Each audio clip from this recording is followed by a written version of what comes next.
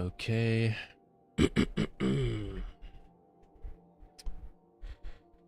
YouTube is up. Let's pop the chat out.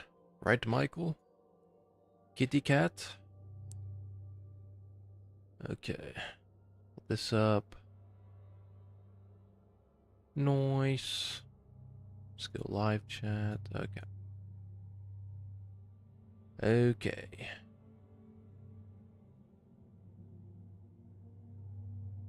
Good, that's good. Okay. Michael. What's up, Bingus? I know, it's been a long time, brother. It doesn't feel like... Apparently, I guess I was last live 20 days ago. It doesn't feel like 20 days ago. It feels like a week ago. That's how it feels like to me.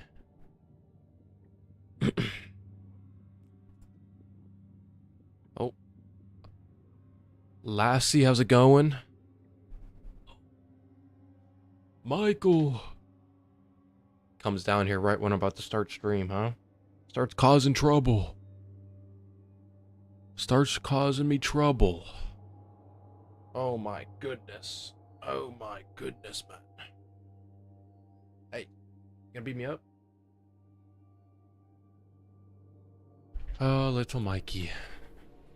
Okay, I need to get this damn... I need to get this damn fusion rifle, guys.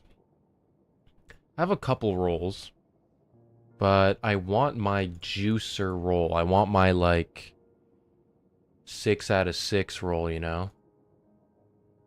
I mean, like the ones I have. I have a couple decent ones, but... Oh, dude, I got one that was so close. I would have taken it if it just had rewinds, because it had all 3 damage perks I want. Dorka baby, how's it going? I am back. I am back. Michael goated? It's an interesting question because Michael is a cat. Is he a cat or is he a goat? You know? You see, okay, here's the question. Is it worth doing ultimate, dude? Because I get tier 5s on master. But this one says I get a bonus drop. So do I get 5 drops? Rather than 2? But is it worth the extra 10 under? Probably not. Probably not. But I am back, guys. It's been a while. It does not feel like my last stream was 20 days ago. It really doesn't. Time got swept from under me, guys. I was a bit busy with work, so... Work got really busy for like 2 weeks, and then I just wasn't streaming. I don't know.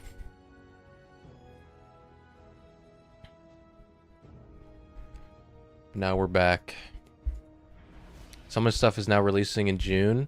Yeah, we got Marathon Season 2. We got Shadow and Order. Do you think we'll get a roadmap in June? For Destiny, for sure. Well, yeah, I mean, we're gonna get something. We're gonna get something before June, probably. Because when does Shadow and Order come out? It comes out June... A little bit of a June 9th, I think, right? And DMG keeps talking about how we'll hear stuff before June, so...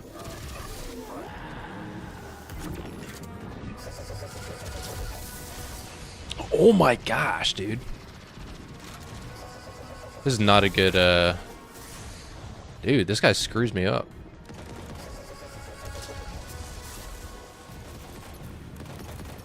So we'll probably get something in May, I would imagine. I think what we're most likely to see is like just what the road is going to be for Shattered Cycle, and then maybe we'll get a D3 tease. I don't think we're gonna get anything too crazy. Where have I been? I've just been working, Dorka baby. Was a little bit got a little bit too busy. Is it weird to say I'm not feeling so doom and gloom about Destiny anymore? I don't think it's weird. I mean, I was never super doom and gloom. I think the break I had from Destiny for like however many months it was a good break, you know? I've enjoyed my time with Marathon. But I want some Destiny, man. That's just kind of how I feel right now. I just want some Destiny, man. Destiny content, please, Bungie, please.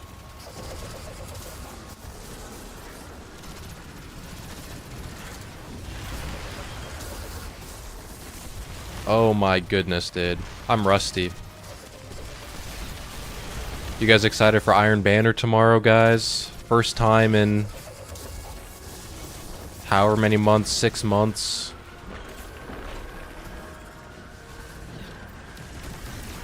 I'm ready for my one auto rifle, guys. Let's go.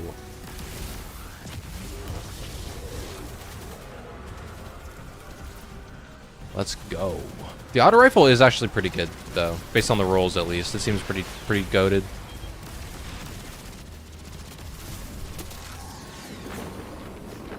I think it's because I believe it's extremely likely D3 will be announced. I think so too. I think we're gonna... I truly believe that at the very least, or at the most, I guess would be the correct way to say it, is that the Alchemist is going to probably be the last expansion. At the most, they might even cut it off at Shattered Cycle. And then they're gonna be like, okay, maintenance mode until D3, probably. That's my best guess. Dude, this boss sucks, man. Can barely do any damage, man. Oh, you can do damage as it's shooting, I think. Or no, maybe not, maybe not. Man! Come on.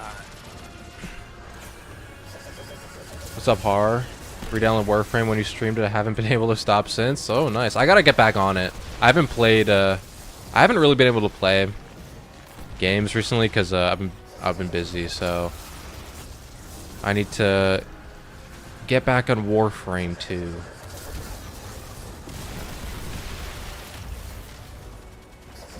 But yeah, I think for sure Destiny 3 is in development right now. At the very least. Oh my gosh, this boss makes me not... It's making me crash out, dude.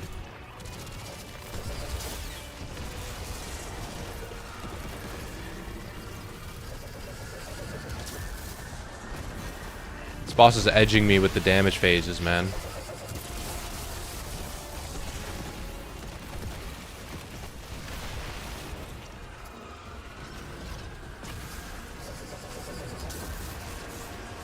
TWYB in June. Mappa News is about its future installments. TWYB. What's TWYB?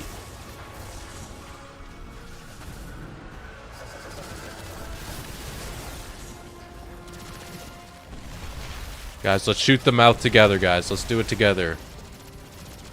We got 2 minutes. 5 streak, let's go. Saving it after like 20 days, man. 1,000-Year Blood War. Ah. I don't think I've heard of that one. Oh, Bleach. Now I remember. Okay. I have not watched Bleach. I started it, but I haven't watched it since that. Since like a while ago.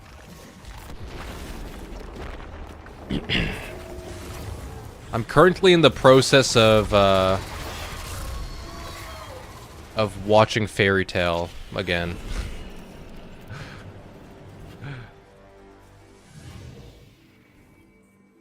Can't say much because of NDA, but I'm auditioning for 2 films right now. What? That's so cool.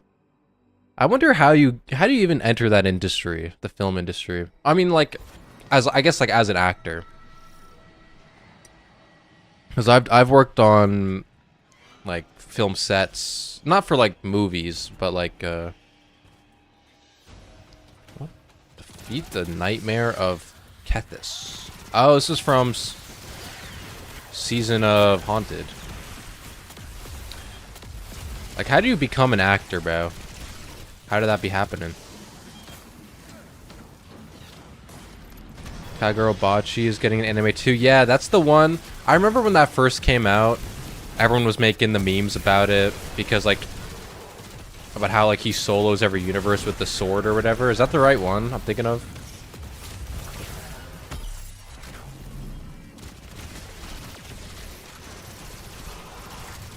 Die. Oh, I got no freaking. I'm gonna die. Dreadful blade manifests from the harvester. Not sure if you ever get that a read. Probably not. I haven't read a lot of manga in a very long time. I've kind of been sleeping on it. Sleeping on my manga reading time. The manga is so good. Okay. I think I read like when it first came out, like the first couple chapters, but that was like obviously a long time ago. I need more freaking rocket pulse ammo, bro.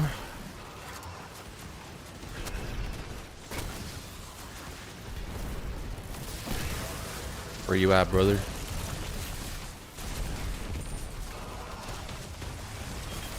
Depends on how you're going specifically. You're talking about Hollywood, I assume. I mean, I guess, you know. I mean, like, I when I worked on film sets, it was like for a commercial. You know? It was like, oh, here's a brand that does a commercial. You could, like, so, like, you know. One time like, when I was on one of those sets, I almost ended up becoming the, the model, I guess, in the commercial. Or, like, the actor, because, we were in the rehearsal day or whatever, like, we were just setting up the shots on the first day. And they had me as, like, a stand-in because I was the same height as the actor, so they could get the shot right. And they were like, "Wait, we kind of want you as the actor, bro." But it was kind of too late because they already signed the contract. So like, the other guy got the opportunity, not me.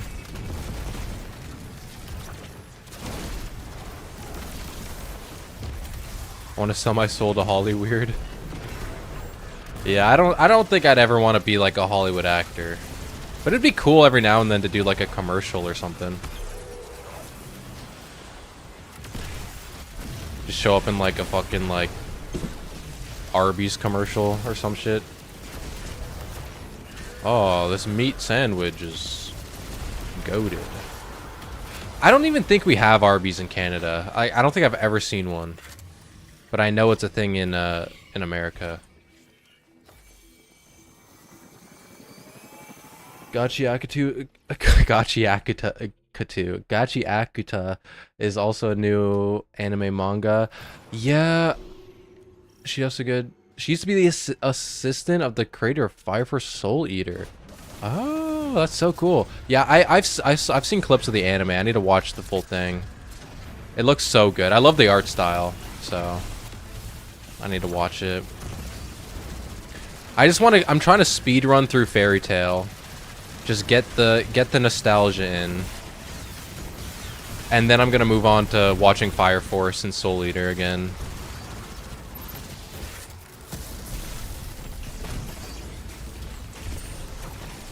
Honestly, F Hollywood, yeah. Hollywood is just it seems pretty evil, you know. It seems pretty evil. Don't really want to be involved with that crowd for sure. Also, like, dude, I don't even, like... Listen.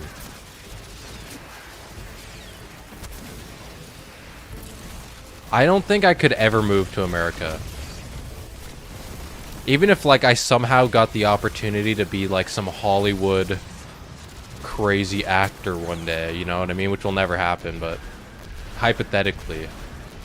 I just, like, bro, I just don't even want to go there, man. I don't even want to go there, bro. Where does the boss keep going? Is the boss here? Okay, it is here. I'm getting my ass beat, dude. We need that Soul Eater remake. I'm dying. Yeah, I mean, they're kind of hinting at it.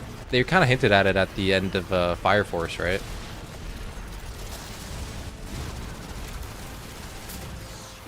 Okay, guys, let's do some damage to the boss. We got 10. Oh no, that's the boss damage phase.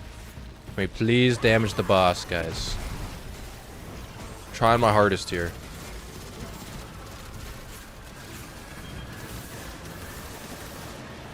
You know, there's more to America than California, right? Well, I'm not talking about just California. I'm just saying, like, listen, I work in a job. Listen, this is a bit biased, maybe. I don't know what it is, but I work in a job where there's a lot of tourists that come by, okay? And, like, I'm sure most Americans are nice people. But a lot of the Americans that we serve, they're kind of rude, man. It's like it's just a different vibe, you know? And I've been to America a couple times. Like, I'm not saying I've never been. The people are... and everyone is so rude. It's not what I'm saying. But, like, you know what I mean? Like... Listen, man.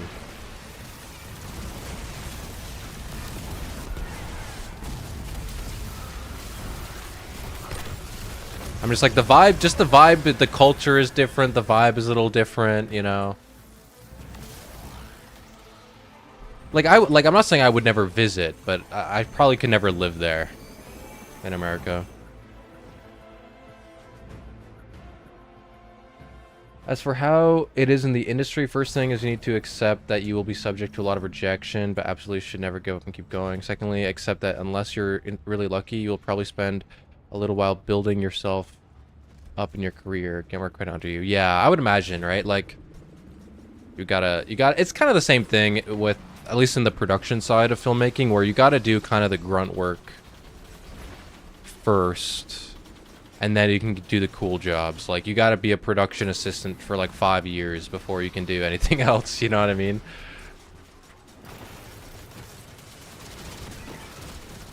So you gotta do the dog shit ass. You gotta do some crazy commercials when you're first in the acting scene. Dude, these guys cannot shoot the boss, bruh. Let's see, Florida is a crap fest, but is my crap fest. I can imagine, like, I mean, everyone makes the joke about, like, Florida is like a GTA server, you know what I mean? But, like, I can imagine there's fun in the chaos, you know?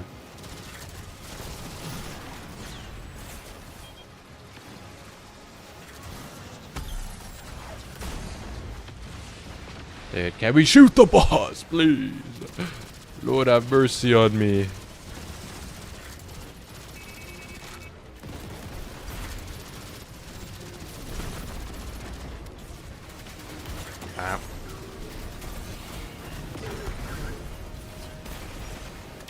Bow, bow. Disable jammer. Signal jammer. Disabled.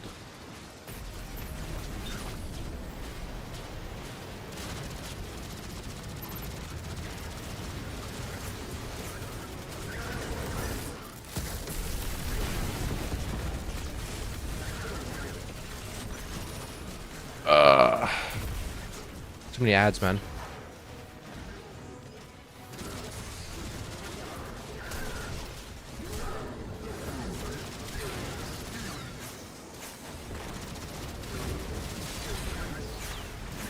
Welcome back, Har. Welcome back. Let's say if there's a zombie apocalypse were to happen in Florida, nothing would change in my life. True. That's funny. Yeah. Low key, dude. A zombie apocalypse. If I used to have this position like, oh, if there was a zombie apocalypse, I would just die. Like, it's not worth it. Now that I'm in the point of my life where I am now, I would rather there be a fucking zombie apocalypse. And then I'm fucking like... yeah. And I'm trying to survive, dude. It'd be better.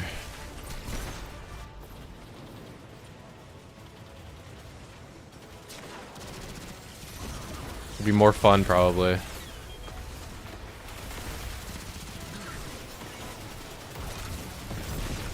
But low-key, man, Canada is like the best place to go if there's a fucking zombie apocalypse. Like, it's cold. There's so much land, low population. You can just go in the middle of nowhere and you'll be chill, bro. You'll be chill.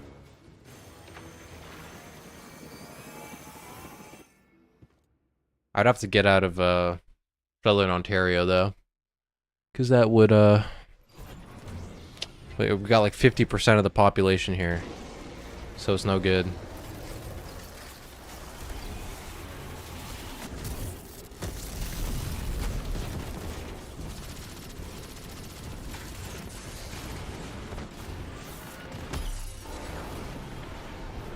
Destroy the Taken Ball.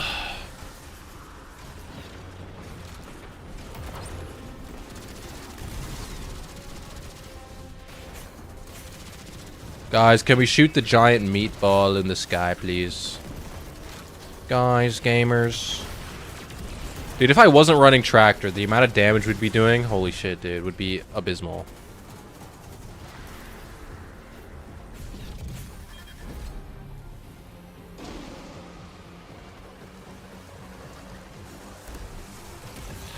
Dude, it's so sad the Forsaken campaign's gone, man.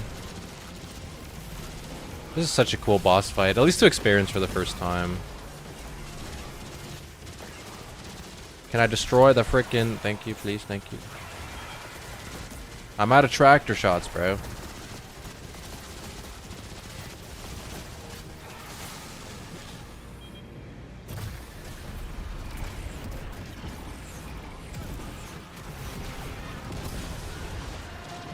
Oh my gosh, dude.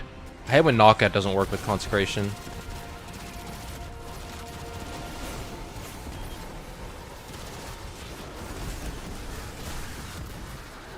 Shoot the thing, please. Thank you, thank you. Tractor, activate. Oh.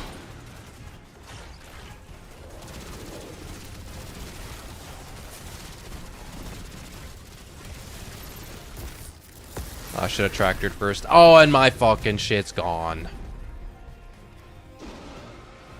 And it's gone. Yeah.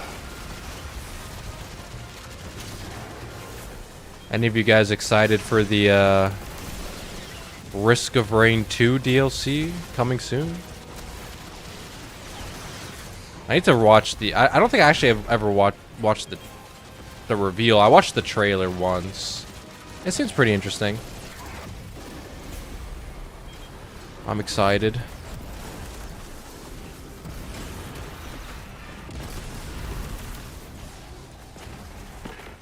I'm getting shit on, dude.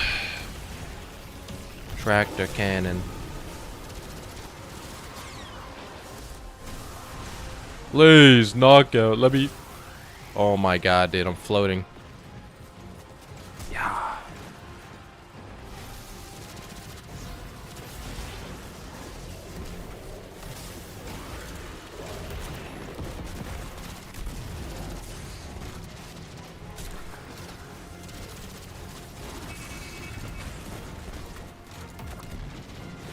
I'm gonna die.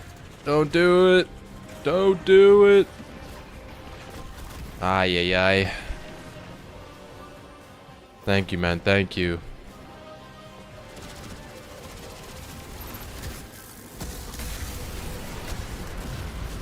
Dude, that activity took forever, dude. I'm not... I'm doing remix. I'm not doing the set rotation for today.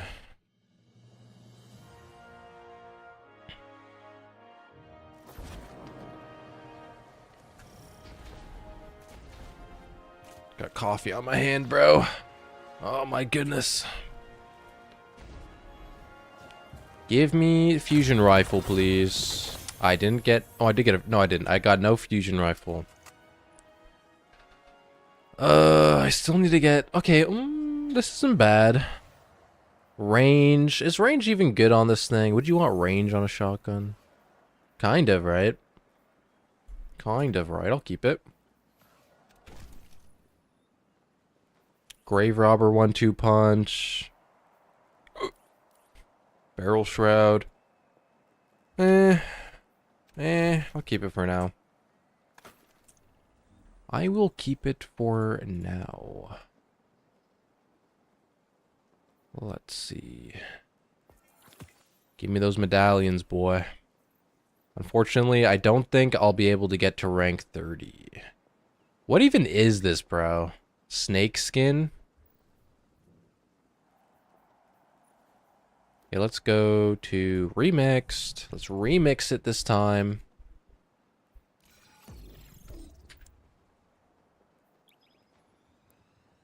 Oh my goodness. I need to, I kind of want to play Destiny Rising soon. I want to play Destiny Rising because the updates they made kind of makes it look kind of fun. So I kind of want to actually give it another try. And then, have any of you guys played Crimson Desert? Because, like, it kind of looks good. It kind of looks good. And I'm thinking I might play it.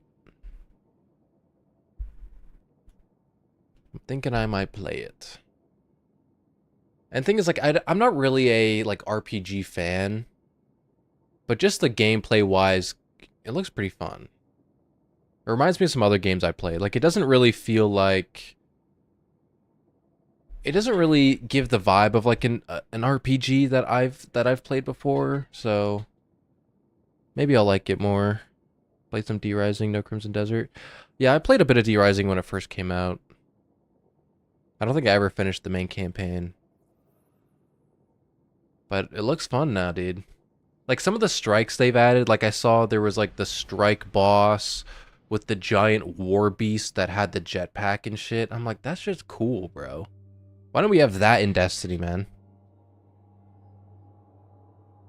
We don't have that in Destiny, bro. I want a war beast with a jetpack. Like the heck, man. All we get is giant enemy. We get... The thing is, like, here's the thing, dude. Like... It's like... In Destiny 1, it was fine for the strike bosses to be like, oh, here's a Hydra, but bigger. Here's a Minotaur, but bigger. Right? It's kind of like, because it's all new, it's all brand new, it's a spectacle, because we're fighting this enemy that's new to us, that's now big, it's now giant. But now that we're like 12 years into Destiny, bro, and we're still fighting enemies that's like, here's a Minotaur but giant, here's a Tormentor but big. It's like, come on now, dude, you know what I'm saying? Nothing else we could have done. Like, I always think about, like, the last new... What was the last new strike we got? Was it Liminality in Final Shape? The last new one? That shit was just like a big Tormentor, bro. Like, that's lame. We fought a million Tormentors, bro. Okay, how do we do this boss fight again? I don't remember. Just do enough damage, I guess. Give me thing, please. Oh. Now we fight these guys. Okay, I guess.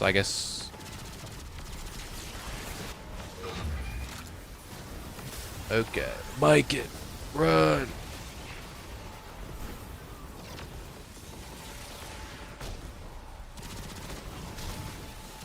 We have to play as a ghost for one mission? Yeah, I saw that. I haven't played that that far ahead in the mission, in the main campaign yet. Dude, what the heck, man? I'm standing in the thing. Recharge. Hades, you got this, man. And that guy over there too. You got this, guys.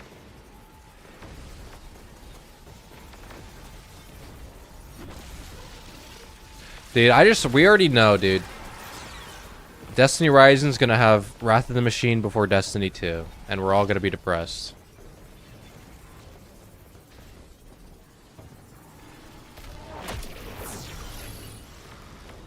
D-Rising has a Fallen turn himself into a mech or brig. Ah, interesting.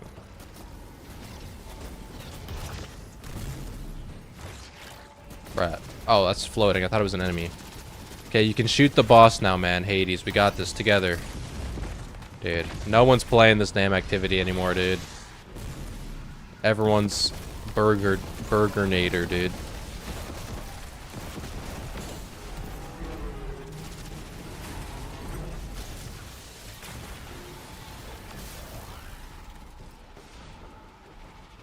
When I play freaking Iron Banner tomorrow, dude, these guys better be my opponents.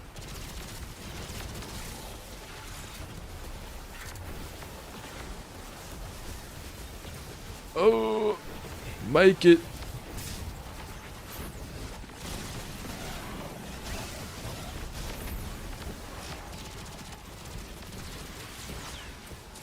Give me the orb. Authentication key.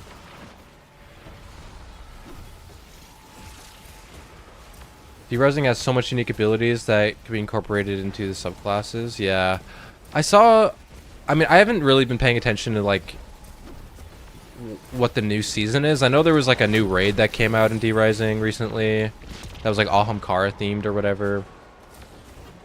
I don't know what the new characters are, but I saw they added, like, a gunslinger guy, which was cool.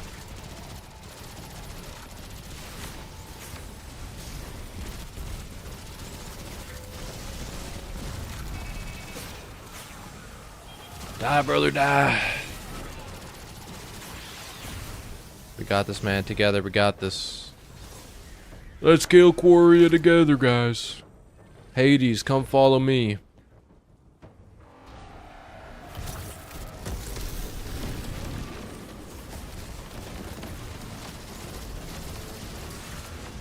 Ouchie. Ouchie.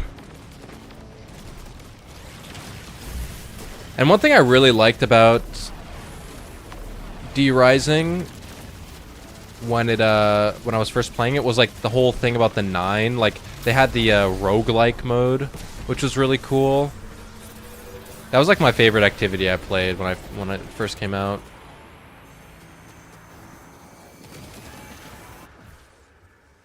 Dual Goldie user is Andal Brask. Oh, that's so cool. The former Hunter Vanguard, brother. And another thing that I saw that's really cool about D-Rising is the cinematics. I saw this one cutscene where it was like there was like one of the Ark guys. I think he's I can't remember his name, but he has like the Ahamkara buddy. He did like a thunderclap punch in a cutscene, which was pretty sick.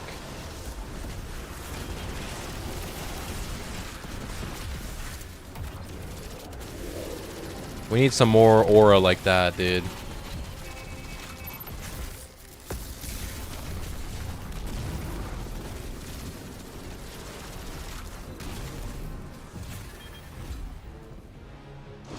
Pretty cool stuff. It's just like, you know what I mean? Like, the cutscenes we get, even if they're pre-rendered, right? It's like, you know, we don't get like action sequences. We get like, here's a slideshow presentation about the lore type of cutscenes, you know?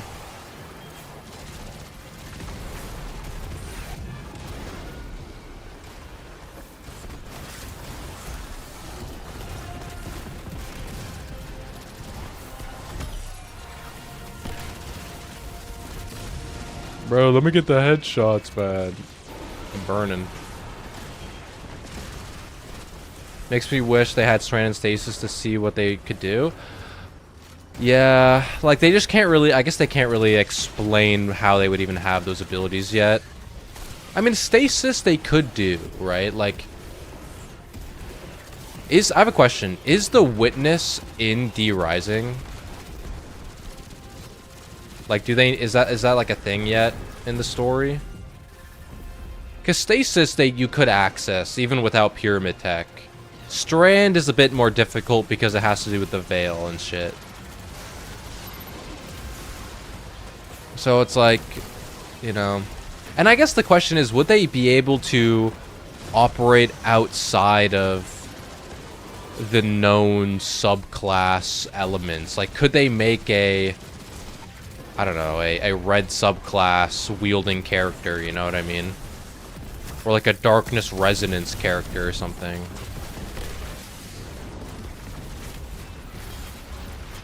I think it's been mentioned. I don't think so, but we heard someone who sounded like them. I thought Yeah, I thought so. Like, maybe at the end of the campaign, they mentioned there was something, whether it be the Witness or someone else, some darkness enemy.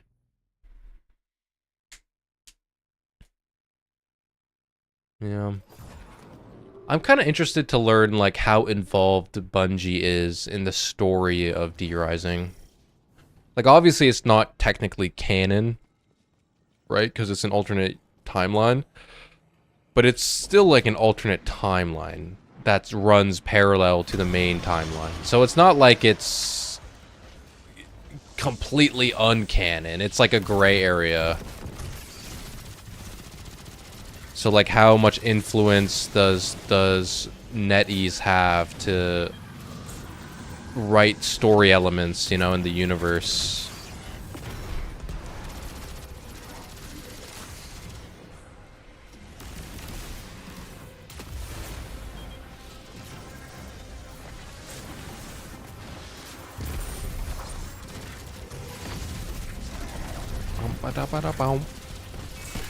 Thick rule. We shall kill you for the 8th time.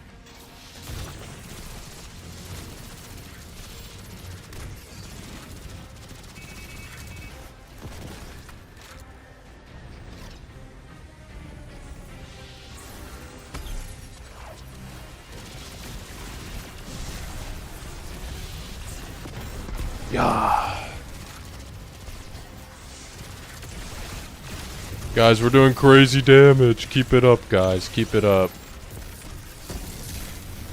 Low key, dude. Now that Guardian Games is over, I might hop on my Hunter just so I can like melt bosses with Lucky Pants.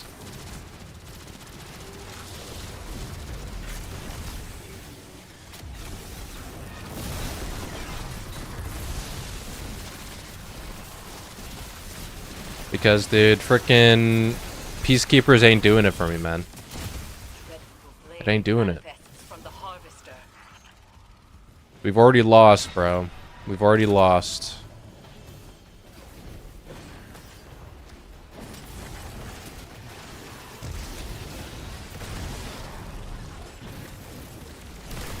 The Warlocks took it because they're the only ones left. All the Titans and Hunters went to Marathon, man.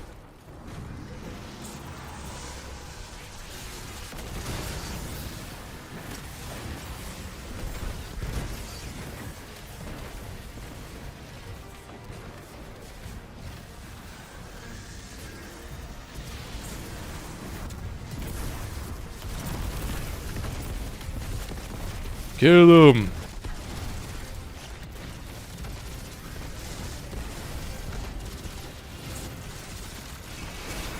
Nice. How many bosses is that? 3 bosses?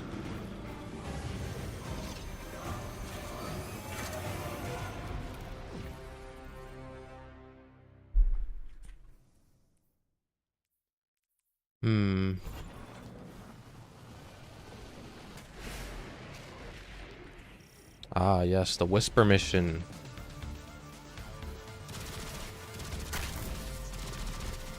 This is such a good boss fight, dude. I can't believe we had this fight in D1 or D2 vanilla, bruh. Bungie was cooking, dude. They were cooking with Warmind. You know what was crazy to me? Like, not that I like the Warmind expansion, okay? So don't take this the wrong way. But I saw someone, I think they posted on like the Destiny the Game Reddit, or was it it was either the Destiny the Game or the Destiny 2 Reddit. They called the Warmind expansion from Destiny 2 Year 1 like the best expansion to ever be released. And I was like, what the fuck are you talking about, bro? I was like, the best Destiny 2 Warmind is the best one. And I'm like, there's how, like, that has to have been like the last time you played or something. Like, I don't think they were, I think they might have been like an older player. I was like, what are you talking about, bro? Like, it's a good expansion, but like, come on, guys. The best?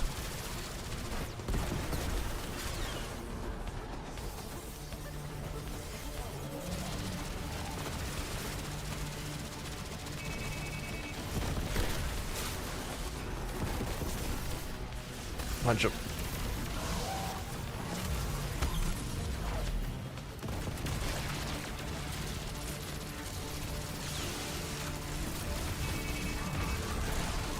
Getting punched, but... Okay. Guess we got one more boss. So I guess it's 5 bosses, not 4. I keep thinking it's 4 bosses. Logically, do you think there's untapped light abilities in lore?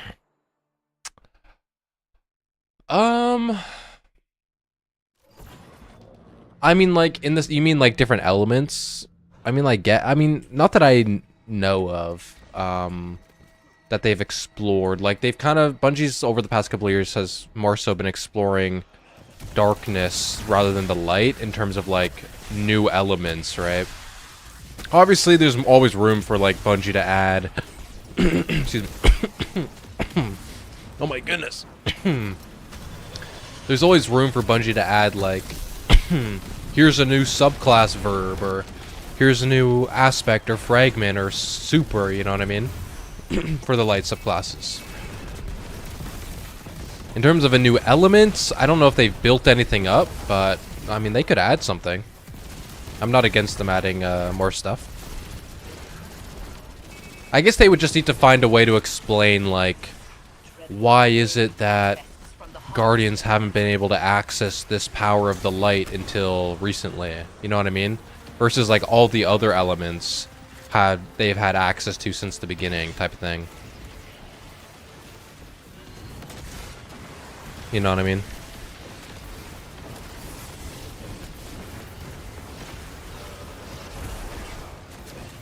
I think Bungie likes the darkness more than the light. I think a part of it is like they just have more room to work in.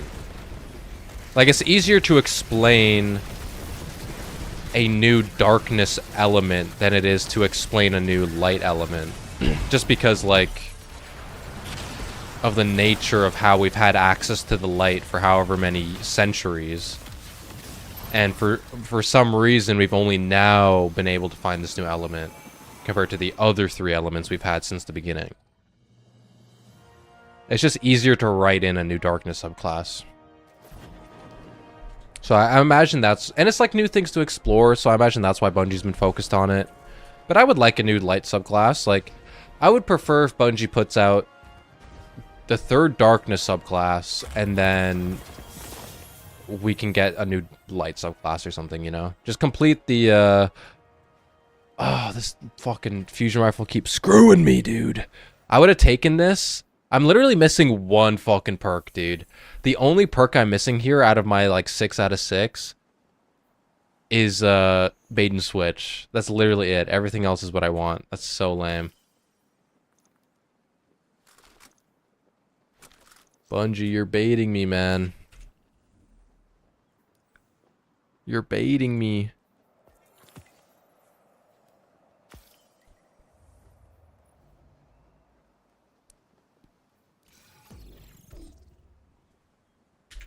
Send me back in, boys.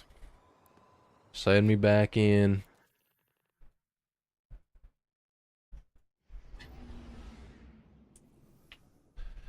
But yeah, I feel like if we're ever gonna get like a 4th light subclass, it would have to be in a D3 probably.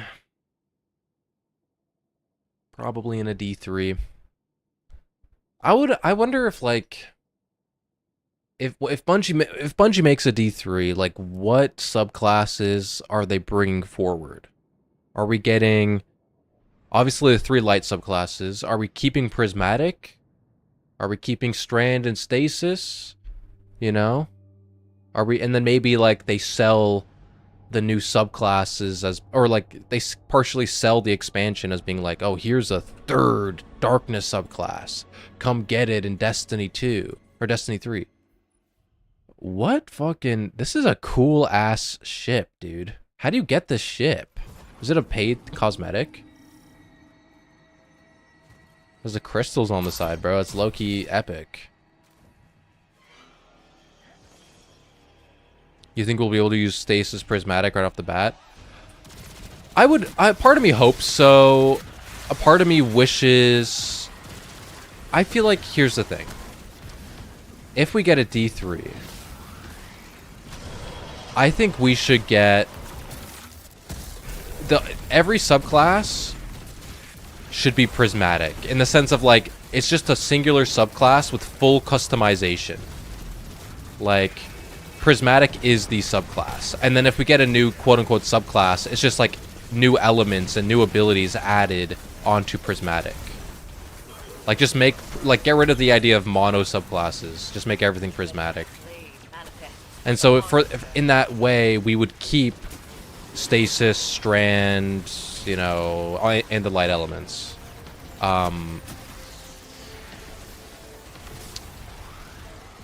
But in the terms of, like, how do you do progression, maybe you could start off... Like, it depends on what the story is, right? Like, are we a brand new Guardian? Is it like Red War, where we lose our connection to the light, so we have to, like, kind of relearn it? You know what I mean?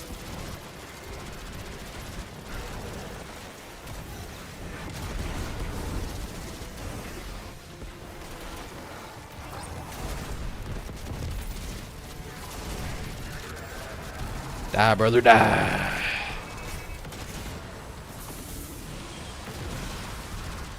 Dreadful blade manifests from the harvester. They could do it in the sense that we are no longer the player guardian, just a normal Joe. We aren't just the MC.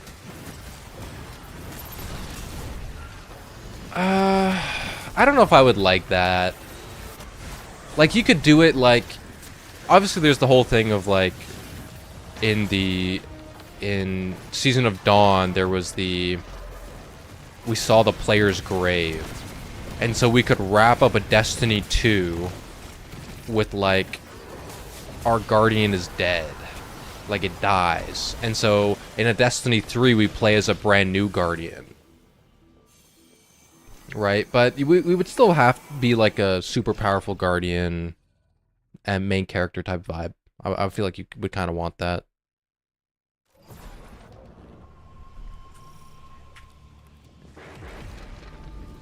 I don't know. I would organize it so a D3 Prismatic is just what the subclass is.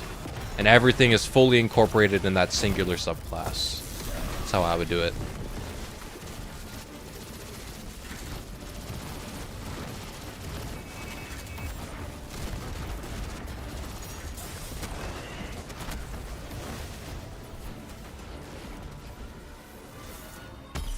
That's how I would do it.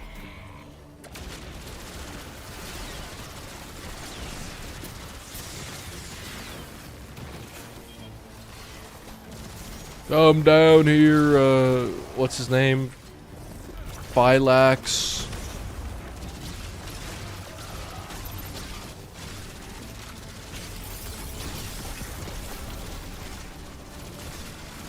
Dude, these Arc Souls are doing crazy damage right now.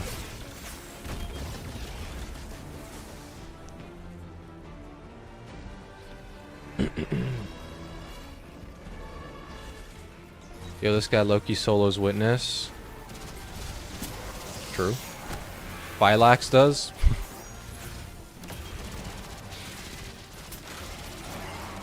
I need to get my solo Witness done still.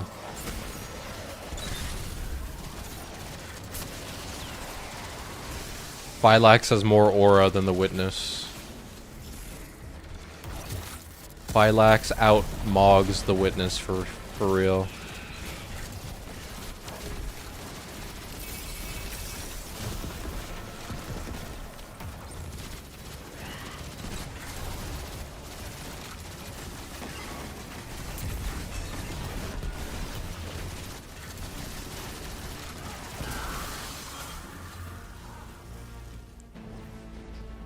Ammo, please, and thank you.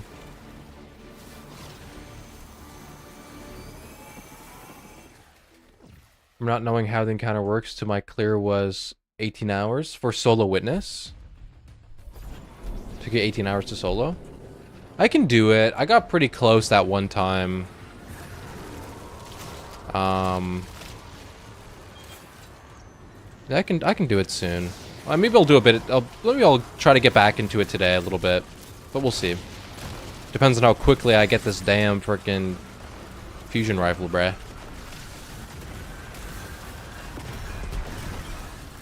As close to the 6 out of 6 as possible. At the very least, like, I can live without fucking overflow on the gun. But I would like rewind and lead from gold with all the damage perks I want on that thing. At the very least. So far, I've not gotten it.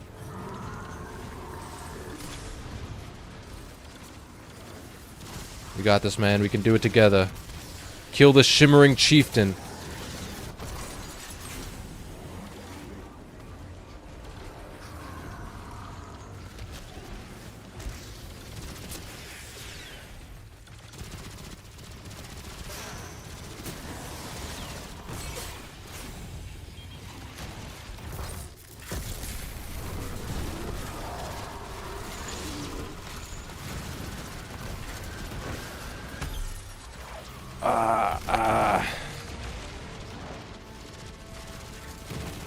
Come on, guys, get that damage in.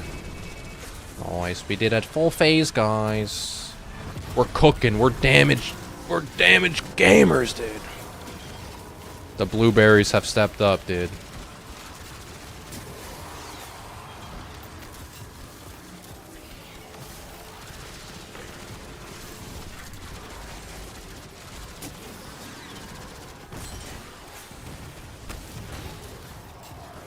Oh, it's so dark in this room, dude.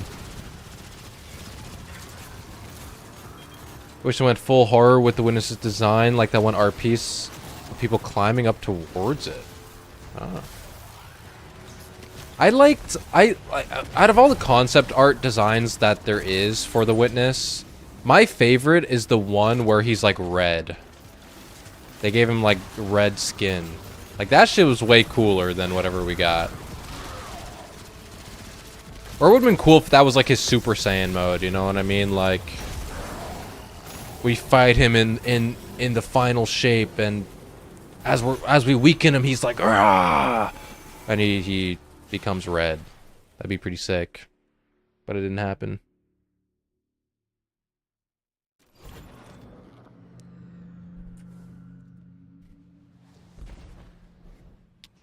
Rest in peace, the witness, man.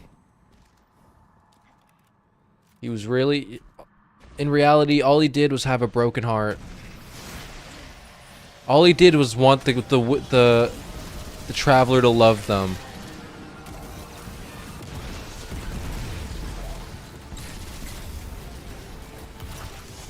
Yeah.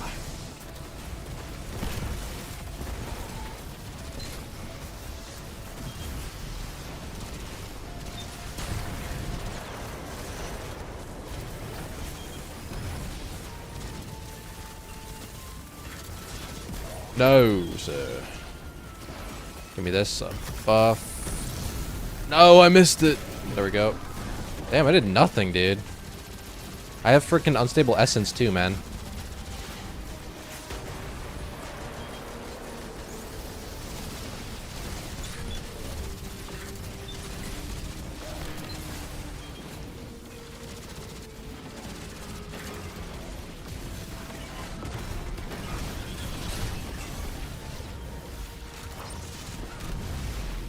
Look at me, brother. Look at me. Oh, in my ghost menu. Get me out of that.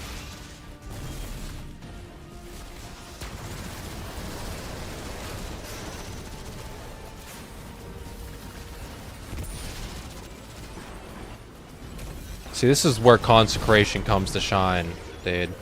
And these freaking dumbass nightmare missions, dude. Because everything apparently has match game in this game, secretly. It's all hidden in these missions, man.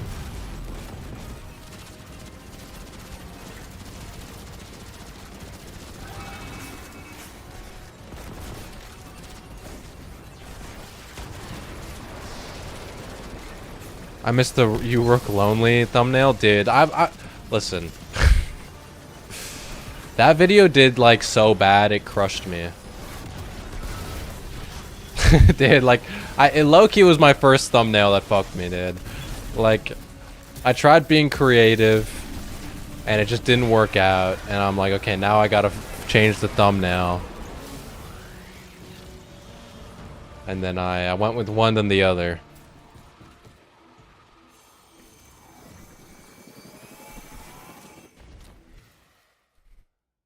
Like, I liked the second one I did, but like I just felt like it wasn't good enough, so I just went with the third one I have now, and it's doing better. Like, I definitely noticed it helped a little bit,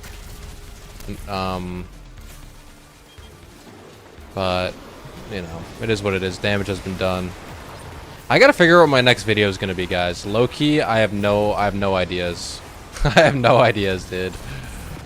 Like, I kind of want my next video to be a Destiny video. I just like, what the fuck am I gonna talk about, guys? Yo, what's up, guys? Destiny 2.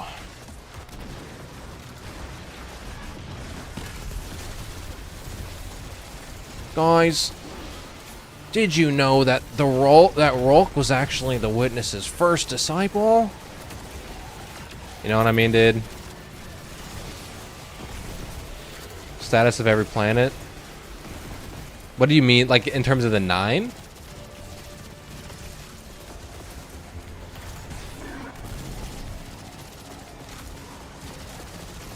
Like, I could talk about, you know what we might do after a couple more runs of this? Let's go try and find those tentacles on Europa. Like the Lord of Every Nothing tentacles. Let's try and find those. Cause I know like people are calling like the Sarak pit on Mars, like those things, people say those are tentacles, but I'm pretty sure that's just egregore. I'm pretty sure. So I want to check the Europa tentacles and be like, okay, is this Lord of Every Nothing shit, or is this egregore again? Because then I could talk about that. I'd be down to talk about that and be like, okay, what could this mean in terms of Lord of Every Nothing's involvement, and why is it having these incursions on Mars and Europa? But I don't like what went down in every one of them. Like, Jupiter is all Vex Construct. Yeah, I could. Thing is, I want easy videos, you know what I mean? I want easy videos. I want to go back to when I'm just fucking unscripted talking to the camera, or like fucking just in front of the whiteboard, like low-key writing scripts for the marathon videos is kind of what burned me out a little bit. Like, I just like something about putting in the effort to write a script just gets me exhausted. So I kind of need I just need like easy shit just to yap. So being like, what went down on every planet is kind of a little bit, it's kind of high effort. it's kind of more effort than I kind of want to put in, at least for the next couple weeks. Okay, I got 2 of them. Oh wait, this was the old one. For now, you can go into the thing. Man.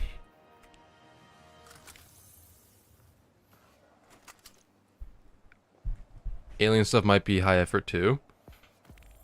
Well,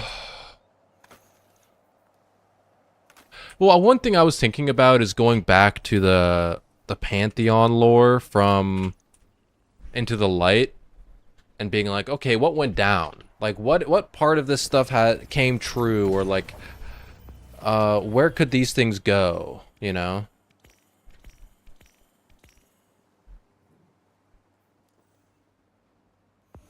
Particularly, one thing I wanted to revisit was like the thing about how we sent a probe to Lubre.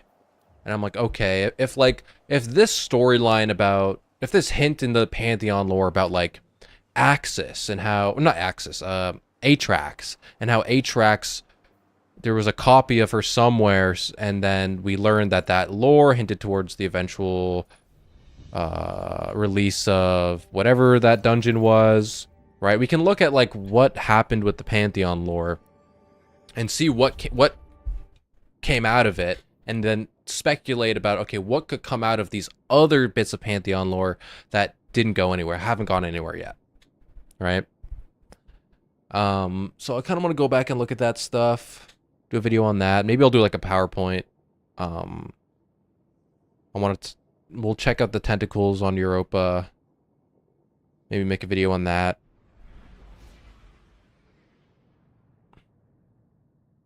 You know what I mean? I gotta make some Destiny stuff, man.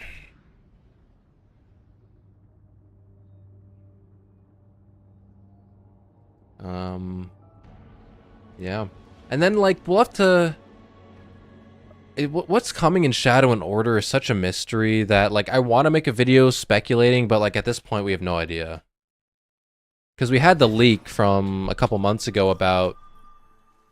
oh, there's a Hive weapons foundry or whatever. And sure, you could speculate about that, but now that Shadow and Order is getting a name change, and there's all these things, it's hard to know, like, if that's even still a thing. So I don't want to make a video on it, and it's just like, well, I don't even know if this is still a thing. You know?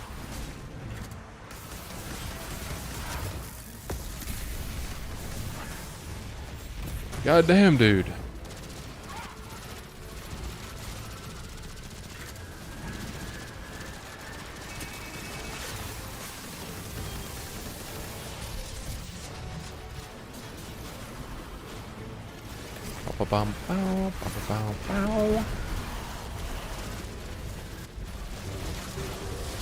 We'll figure it out. I definitely want to make a video tomorrow at some point.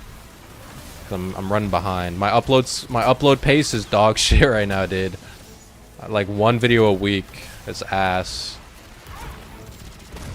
I need to go back to 2 per week, man. If possible. Oh, please.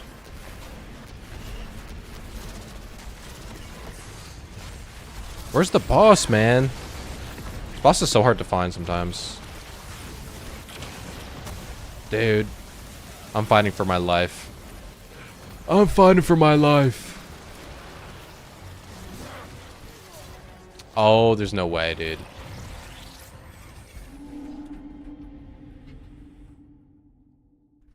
Look at my boss damage, dude.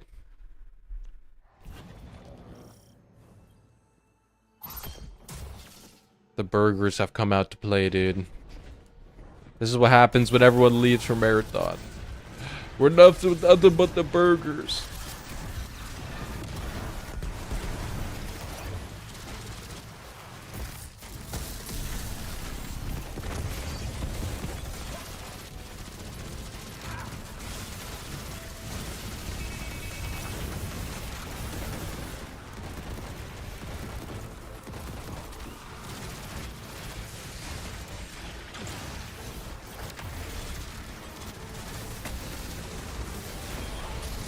Everybody is low-key waiting for Marathon sale to hop on duos.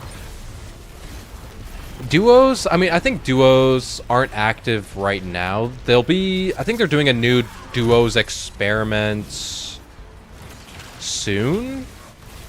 But duos right now is deactivated. But it's going to be back as like a... It's going to be fully available as like a matchmaking option in Season 2. Right now, they're just experimenting with it. I felt like duos, at least on Outpost, like, I think that's the only time I played duos, was when it was on Outpost. But low-key, it felt harder than trios. Like, it felt way more competitive than both solos and trios. Like, it was so weird like that. Like, maybe it's just because of the people who are playing duos. Like, if you're playing duos, you're probably playing with a more dedicated team. Or, you know what I mean? Like, it's probably more intentional than, like, just hopping on trios for fun. Where's the boss, dude? Oh, here it is. So maybe just, like, as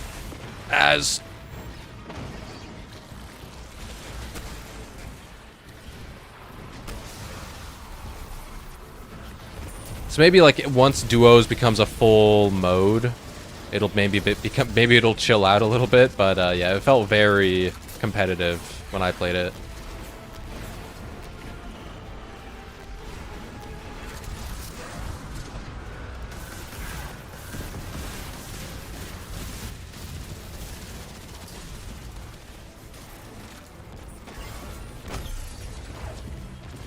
Oh, brother. Gamers, please shoot the boss. These enemies are useless.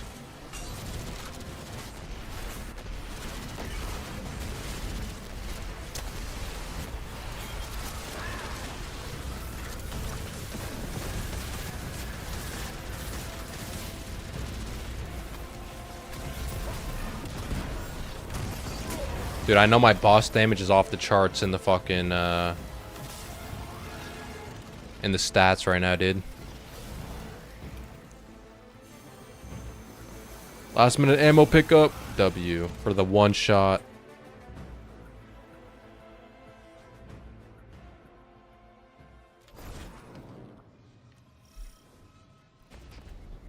Ah, Gaul. The Gaul fight. Oh.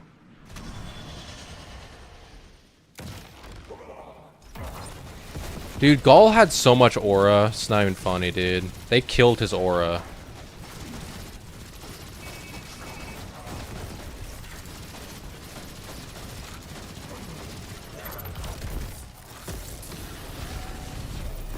Who's tanky as shit right now?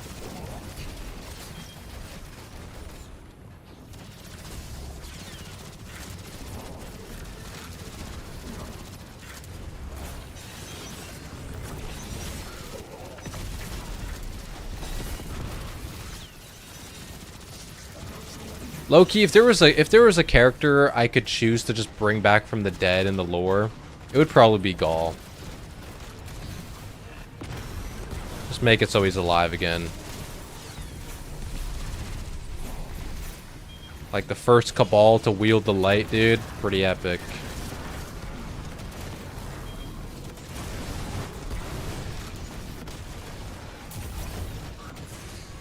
Can I press my button, please? Thank you.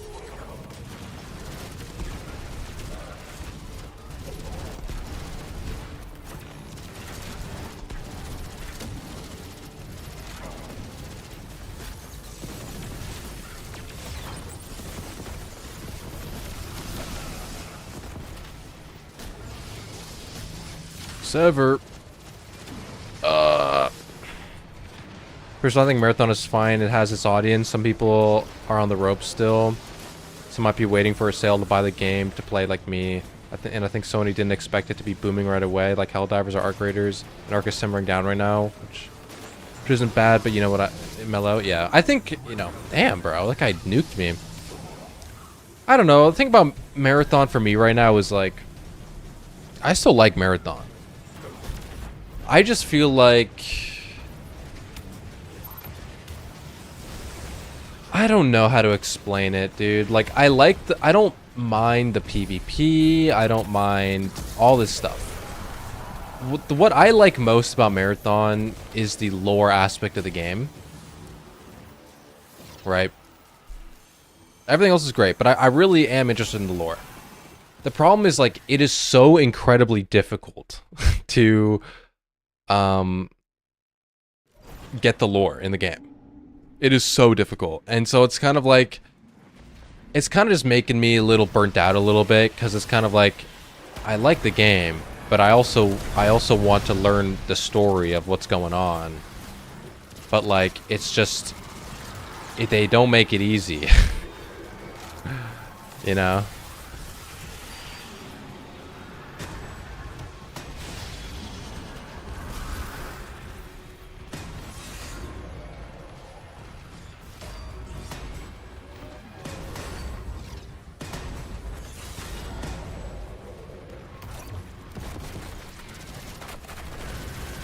Bro, gamers.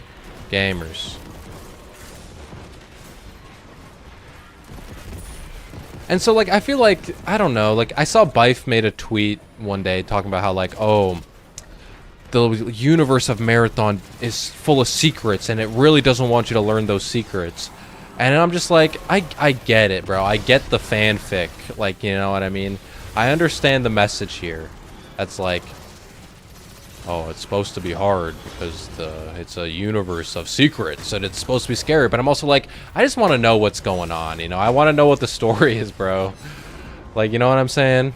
Like, there's two different vibes you can go through, you know? It's not like Marathon isn't quite the experience of, like, you know, like the Dark Souls games where it's like, yeah, it's hard to learn the lore of the Dark Souls games too. But also, you don't really need to know, like, what the lore is of the Dark Souls games to get, like, kind of a complete picture. You know what I mean? Like, it's like, it's just a different style of game, you know? And I'm like, we could maybe have a middle ground here of, like, learning the story. You know?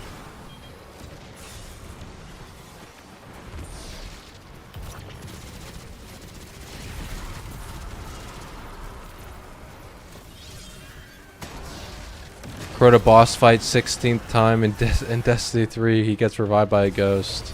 True.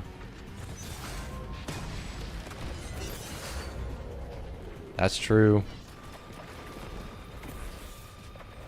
That's what Destiny Rising should have done instead. Instead of making it so the Crota fight was like practice for the main for their fight, they should have made it so it was like guys, please, I can't be the only one doing damage, man. Oh my god. Thank you, brother, thank you. My T-Crash went crazy.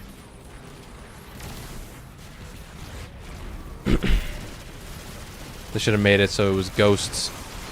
It was Ghost Crota. What's a big dino?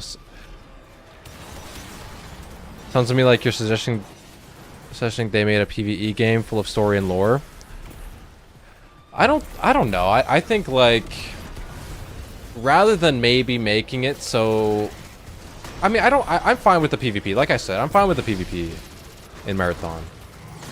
I think maybe instead, if they made it so, like, the collectible lore was, like, you just had to pick up the item instead, that would have been a lot better. Rather than being, like, you gotta extract with it. It could have been maybe better. Like, treat it like a data card type of thing. And then the quests, I'm fine kind of with the quests being as difficult as they are, you know. Earning the lore that way. But, like, the collectibles, I'm like, okay, guys, you know. It's hard enough to find these things sometimes. Let me just, like, grab it and get the lore. You know what I mean? Like,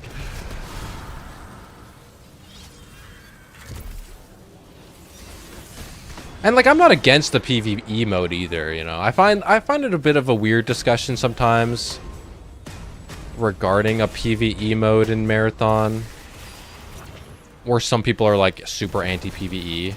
And I'm like, I'm fine with there being a PvE mode, you know. So long as it doesn't come at a, so long as it doesn't, like, hinder the experience of the PvP mode. So grab it and immediately get the lore. Yeah, and then, like, and you could get the lore from it, and then, like, if you want the money, because let's say it's a valuable, if you want the money from it, you can just, you still have to extract with it or something. I don't know. But, like, just let me grab the hamburger and learn what the hamburger is, you know? That'd be nice.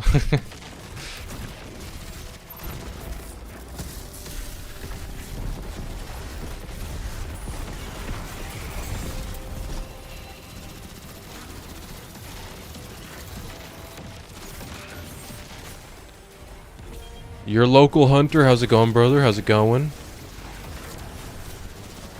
Hope you're doing well, brother.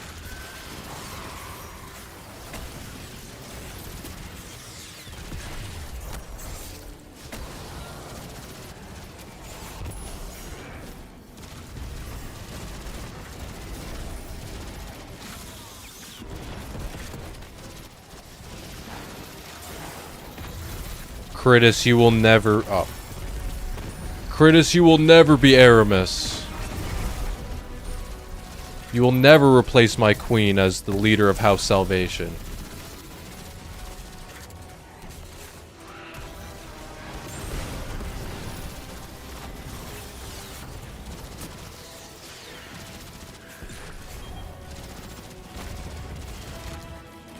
Oh my gosh, local hunter with the 5 gifted subs, brother. Thank you. Pushing us to complete the sub goal. Thank you, brother. First time chatter comes in, drops the gifted subs. W.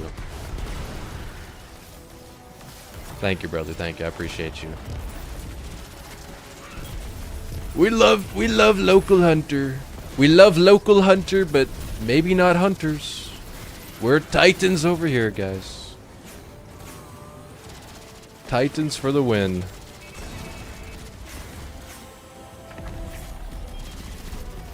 Peacekeepers over lucky pants every day of the week. Now you're a warlock? Bro, dude, you gotta change your name, man. You're deceiving us all, dude. Classic warlock, mind games there, dude. Deceiving us.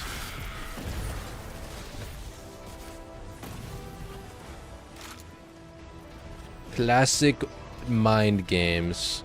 House of Salvation low-key goated. They lost their aura, dude. They used to have, like, here's... Bungie has, like, a track record of making the villains lose aura. House of Salvation used to be aura.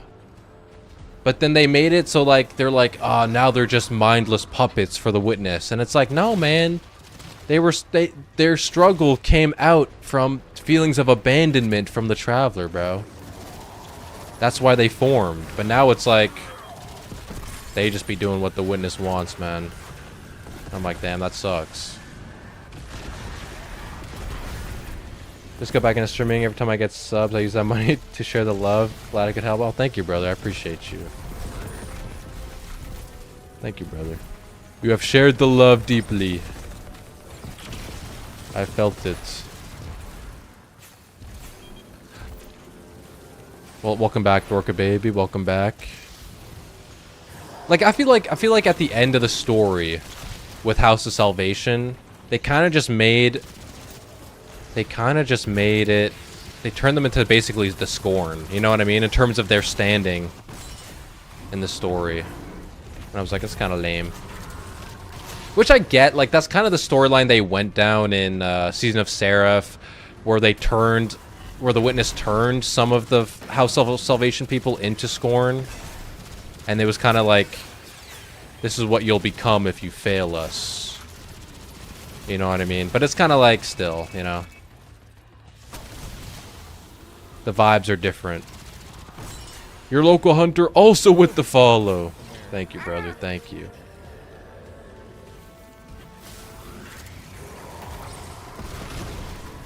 Dropping it all on the table. I see you, brother. I see you.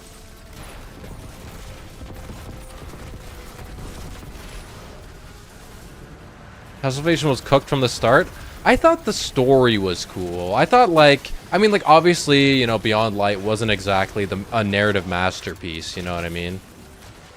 But, like, the premise of their existence coming as, you know, from a collective trauma, from, you know, being abandoned by the Traveler, and then having the new, you know, being targeted by the Guardians, who are the new chosen people of the Traveler and stuff, and so instead abandoning their old faith as they feel their god has betrayed them.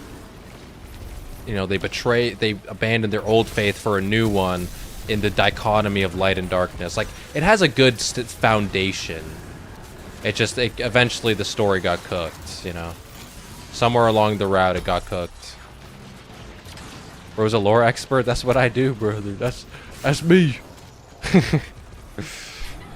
That's what I'm known for around here, brother. They call me the lore nephew. In fact. You post on YouTube? Yeah. Yeah, just Donkey on YouTube. That's kind of like where I got my start, was lore content. Or not really. I mean, I did other types of content, but then I transitioned to lore. Did pretty well. And then I've been covering marathon lore recently. But I want to get back to doing Destiny stuff. Beyond Light story was washed. Yeah. Beyond Light was the potential expansion, dude. It could have been good, but it struggled. I think it's just because of the era it was released in. Bro, I cannot get a good roll of this freaking gun. Best Fallen Deep Cut was Saint storyline. Love the content, by the way. Thank you, brother. Thank you, Big Dino. Yeah, I like that. The whole thing. I wish we got a bit more information. Maybe we'll cover it in Destiny Rising. We'll get a bit of like an insight as to what was Saint 14's Crusades, you know what I mean? Like, what did that look like? That would be a pretty cool thing to dive into. We just kind of got a glimpse into it. So I kind of want to learn more about like what were the actions of Saint, you know what I mean? You got a Discord server? Not yet. Not yet.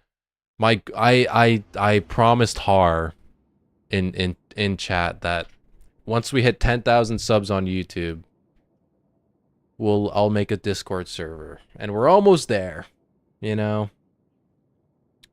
We're like, how close are we? We're like less than 300 subs away. So we're almost there. I just need to get back to my upload schedule, dude. I've been slacking. I mean, I got my own. I could help you out with making one. I have I can probably figure it out on my own. I have some friends who know how to do all that shit. People in my clan. But I appreciate the offer, brother. But when I make a Discord server, you better be in there, local hunter. Everyone's got to come in, dude. Everyone's got to be in there. I better make this Discord server. Hara's been trying to get me to make a Discord server for so long that once I make it, dude, I better see everybody in that Discord server, dude. Everybody better be in that.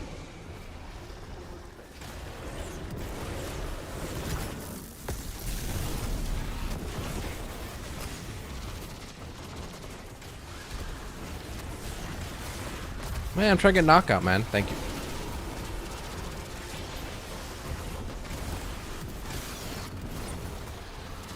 Nah, I'm no sheep. Screw join Discord, hell. No, Dorka baby. Never say that again in my presence. If I'm putting in the work to make a Discord server, everyone's in there. I'm pulling you in. How long have I been posting? Consistently since like September. Like late August, early September of last year.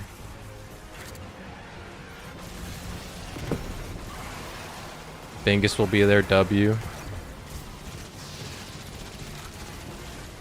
And we grew fast? Yeah, like I kinda got lucky, because I made one video about speculating on what a red subclass would look like in Destiny, and it kind of went places. So it kind of gave us a boost. First, I'm catching a stream. Your speculative theory vids are gas. Thank you, brother. Thank you, Jefficient. Much love, brother. I think I watched that. Yeah, with the whiteboard. That's probably me. That's probably me. If it was someone standing in front of a whiteboard, that was me.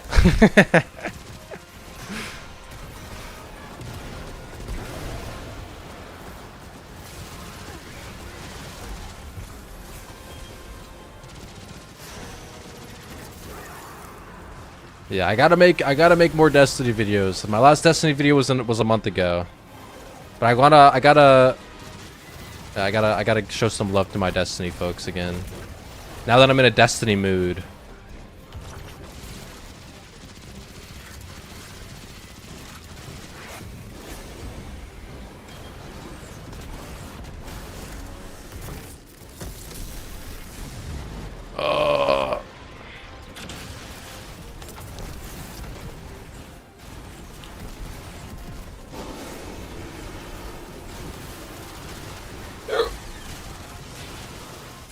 You gotta find those taken tentacles? I will. Maybe I'll look after this one. I kind of want a bit of a... take a bit of a break from freaking Rushdown, dude. After we're done this activity, I'll go look. Oh! You should ask stuff for channel points.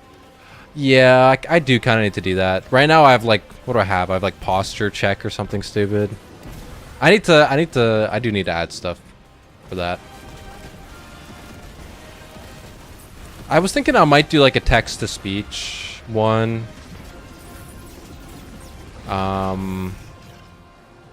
There we go.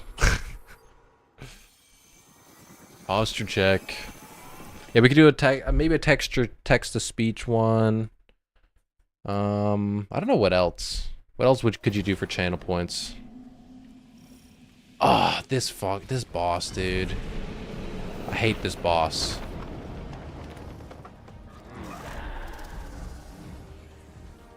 When I used to stream, I had weird shit for channel points.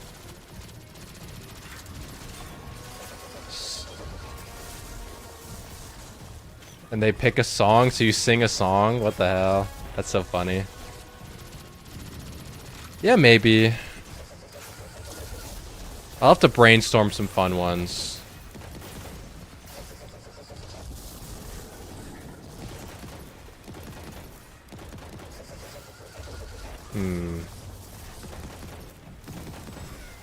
I could do one, maybe it's like... you know, kind of like a cameo thing, where it's like you spend channel points and I'll say a message for you. And then you can clip it and ship it somewhere, dude. Clip it and ship it.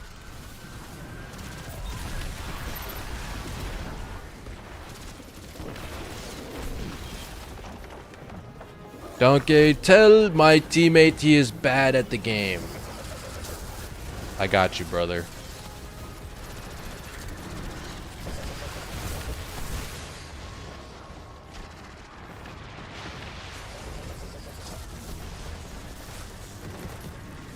This boss sucks.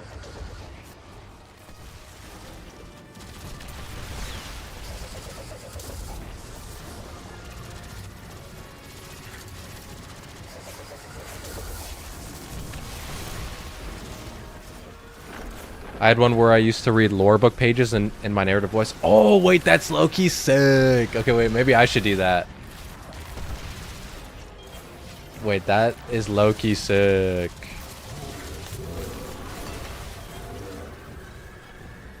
Order me some food back, I'll pay you back in Glimmer.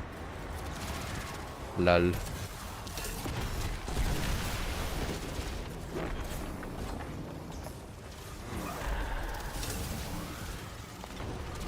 Yes, each transfer me some Glimmer day, boy.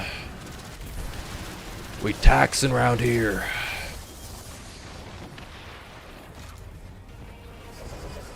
It was actually funny, so you should, yeah. And it's fitting, it works. There's a credit giving you the idea, sure, dude. I'll give you some Glimmer too. What's your Bungie name, dude? Everybody gives Glimmer. Everyone gets Glimmer around here. If we get a Destiny 3, we better have trading. Do some dumb shit where it's like, I'll trade you my frickin' God rolls for Glimmer or some shit. Also, you know, it'd be funny to have people on like payroll, but for Glimmer. I won't take payments in hard silver. Nah. Only Listen, I know a guy who can convert, who does glimmer conversions. I can't do that. I'm not certified.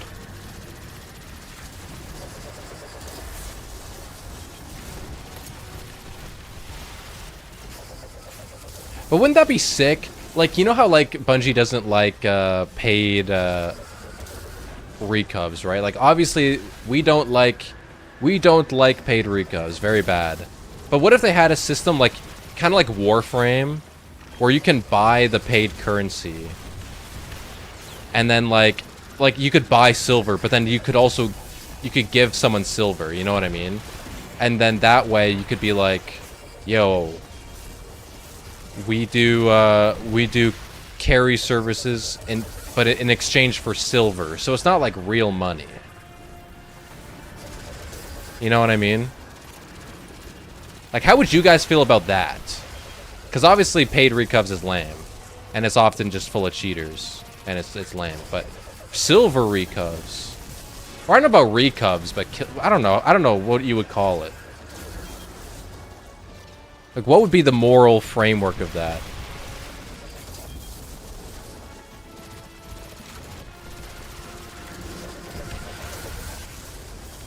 I think we need to balance it out for trading to even be a thing.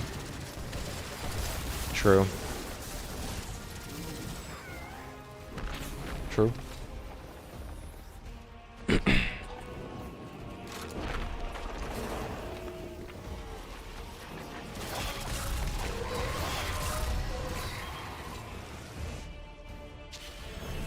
Dude, low-key, as much as I like that boss fight in the Witch Queen campaign, dude, as a boss in this activity, it sucks so bad.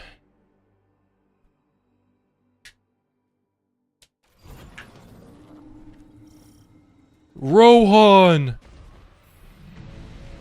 Wow, Bingus only now following on Twitch, dude. What the hell? Whoa.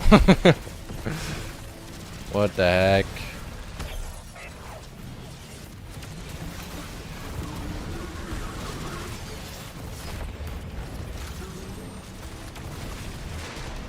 Rohan!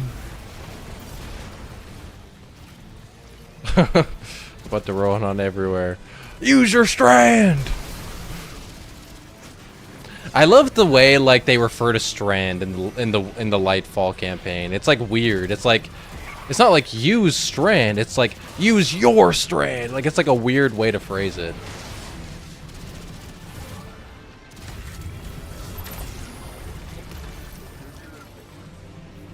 Isn't Rohan that guy I know from work?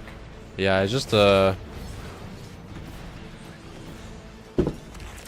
yeah, he just like he patrols the streets of you know, Neomuna.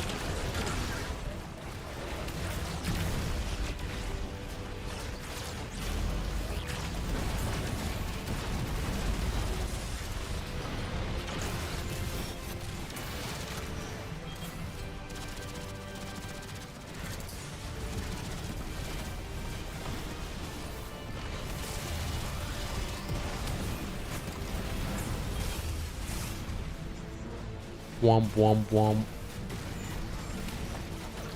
Damageable now? Yes, he is.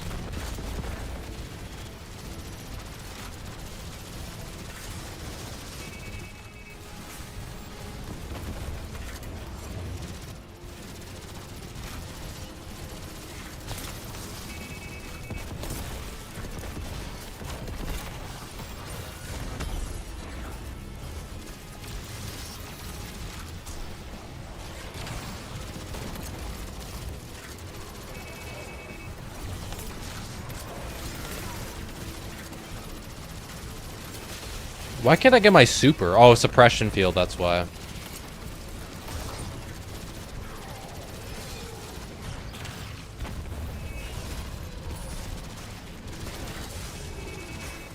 Oh, don't die now.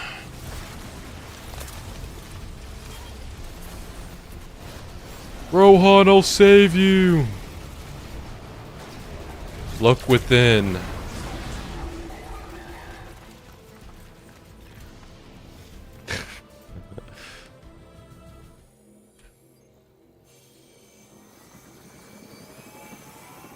I actually wonder if Classers have an actual base of operations like police department or something. Or if Nemono has law enforcement apart from Cloud Striders. Oh, they probably do.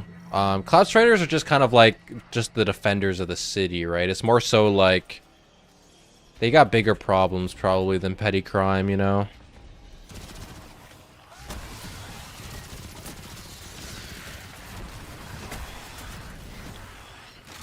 It's more so like defending against Vex incursions and shit.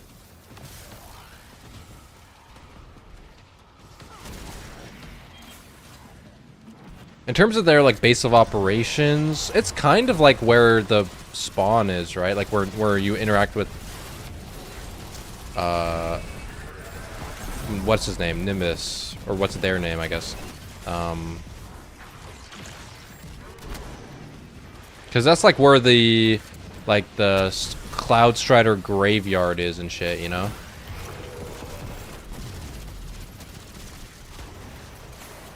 Dreadful blade manifests from the harvester.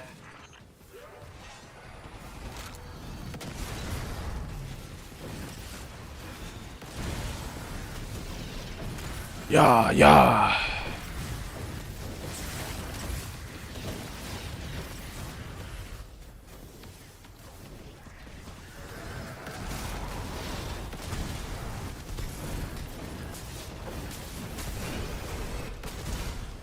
I'm dropping you.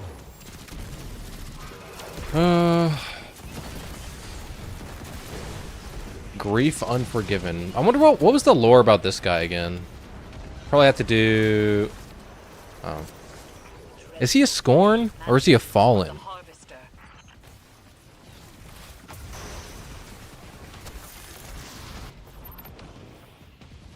Was this one of the bosses that was related to... Crow's nightmare shit? Or was this like... Wasn't this... Or was this, Zavala?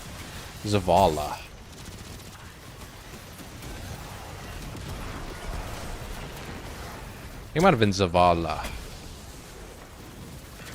Boss, where you at, man?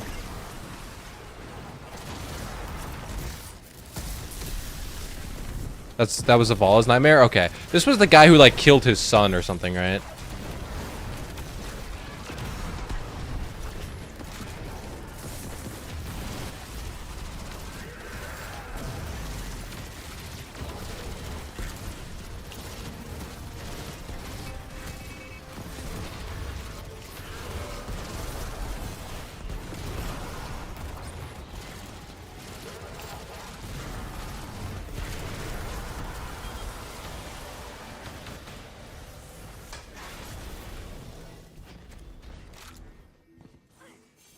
Okay, we got one more boss. Who's it gonna be? Who is it gonna be, man? Savathun? Ah, I wanted the Savathun fight. I'm tired of fighting the machinist, bro. It's messed up.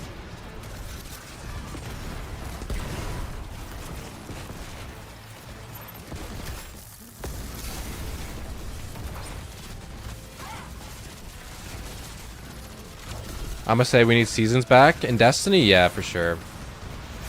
I want Seasons back too. It's difficult, like, I don't understand. It's difficult to know, like, oh, the exact reasons why Bungie has made certain decisions about Destiny 2. Like, obviously, a part of it is probably, like, money, right? Like, they don't have the staff and the resources to do... At least, to do seasons, at least in the same size they did before. In Destiny. Like, you know, they probably couldn't do episodes or, like, seasons in the same scale. And so we have, like, now our seasons are like, oh, you have Ash and Iron and shit. So it's kind of like... I do want to go back to the previous seasons we had, for sure. Like in this previous format. Because we had it so much better, right? Ah. We had it so much better and we just didn't even know it.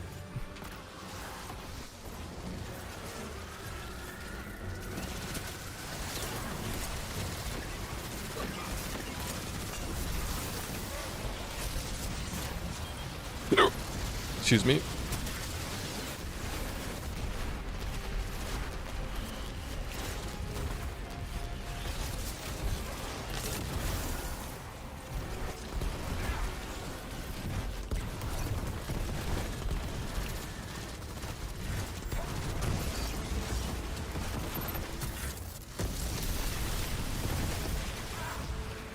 Season's got a bad rap early on because they didn't change much, but the best ones generally was some of my favorite times in Destiny. Yeah, like I agree. Like the problem with seasons is the model themselves became very stagnant. Like we had like 3 years of having the same exact like grid grid of box upgrades, you know what I mean? Like the weekly upgrade grid. We had that for like three years. And so I can understand like it eventually got stale for sure. And that like another criticism I have is like, you know, the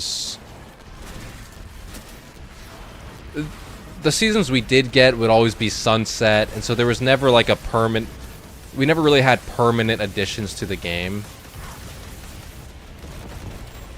which in the long run obviously is just struggled to keep the game in a healthy state.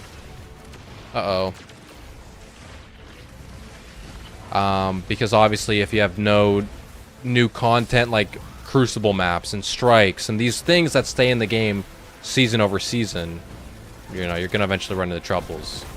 And you know, that's eventually it boiled over, and we are where we are now.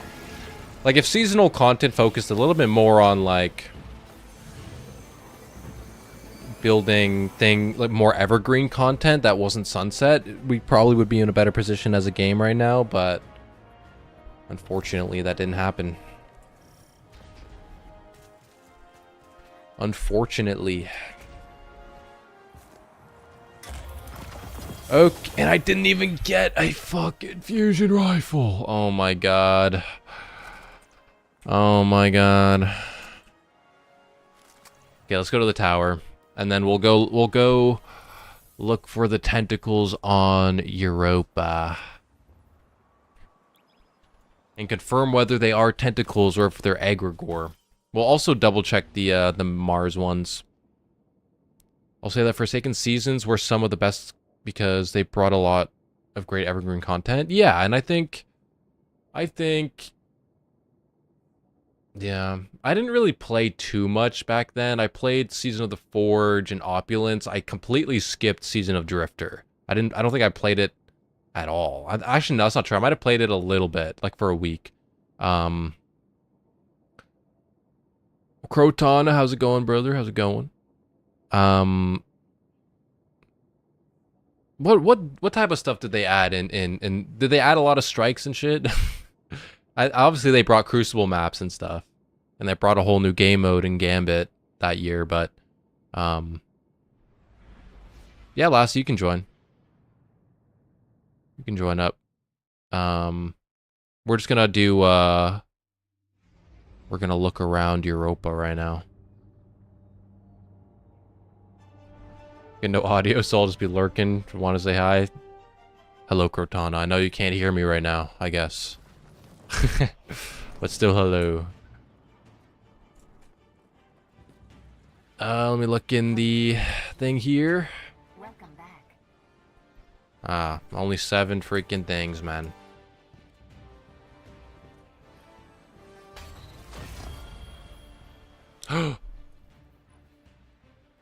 Fuck. Wow.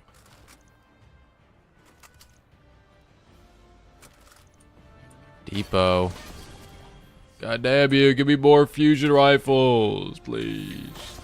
Okay, another fusion rifle. Is this it? It's not it. God damn it, dude. Maybe. Oh, we didn't even. Oh. I thought we could potentially win one day, but we didn't. Titans didn't win a single day. Yeah, you can join Hunter. You can join up. Let me. Yes. Are gonna search Europa for tentacles. How do you spell tentacles? What's your join code? Let me make sure I'm open first. Clan and friends only. I'll do open, public. Donkey 2736. 2736. I gotta max out my freaking.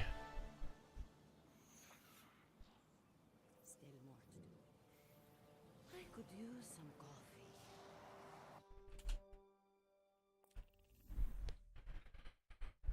Bump up Ultra Risen.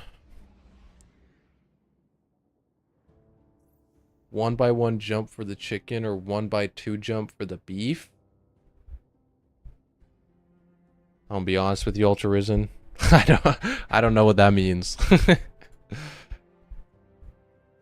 Or thought about running old raids with viewers? Maybe. Maybe. Potentially. Maybe once I get the Discord open, we can do it. It'd probably be better to easier to organize that way. I have no life. I have no life. 6-7.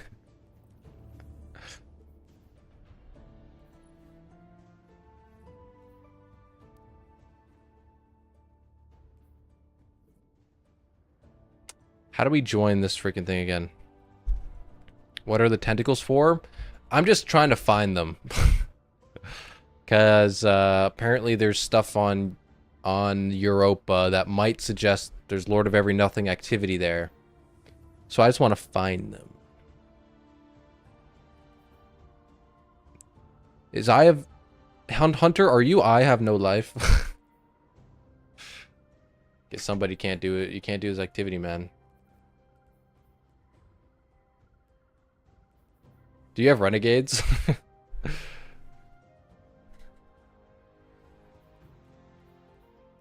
Says players do not have access to the activity. They do. Why can't we do it then?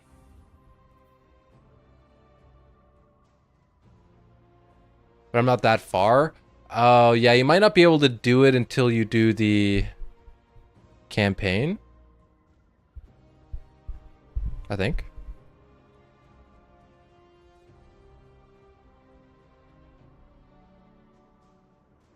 Like I would be down to do legit Last Wish again. Legit's not that bad. Or Wrath if you have PlayStation. I do have PlayStation, but it's just... do I gotta bring out the 4, dude? Gotta pull the 4 out from the depths of the... From the depths.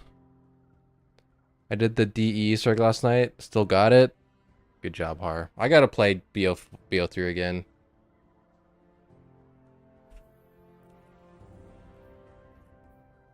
I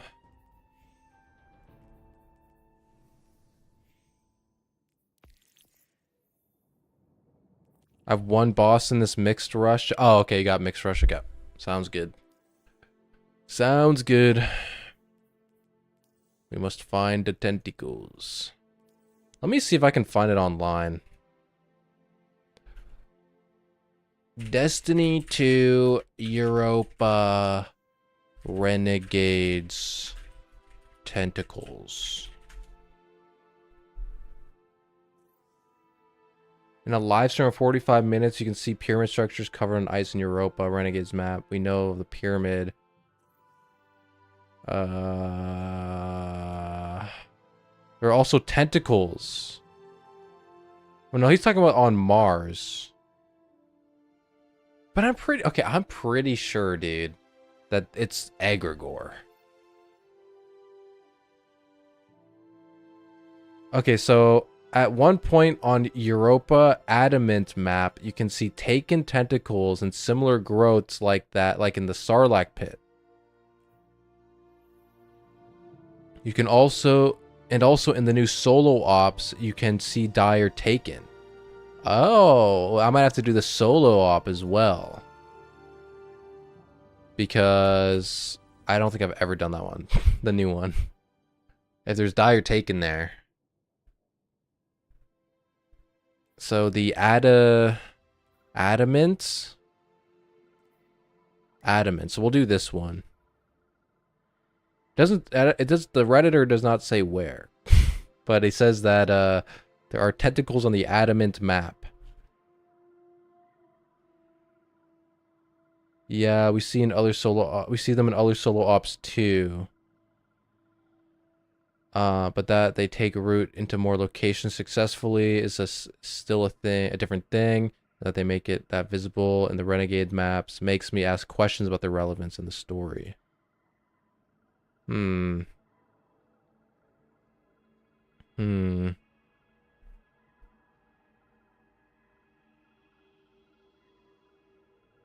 also looks like they will be going to Typhon and Pier. Oh, he's talking about the solo op. Okay. Okay. We'll have to find we'll have to find the thing. Wait, there's people playing this game still? Yeah, there's still people playing, man. There's still people playing.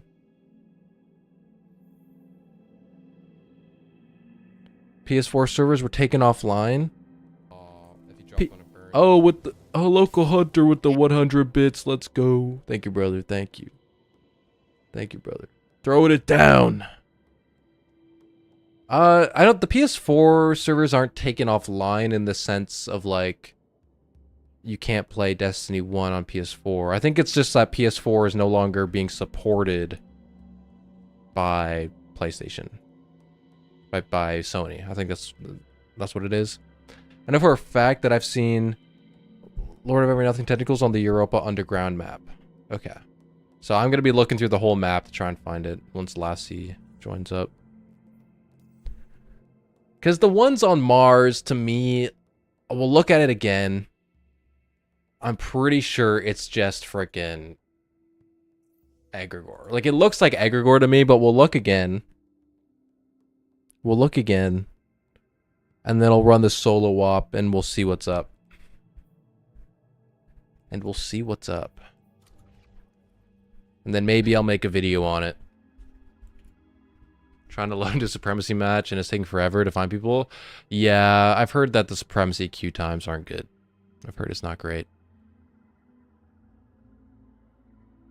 We need more people online.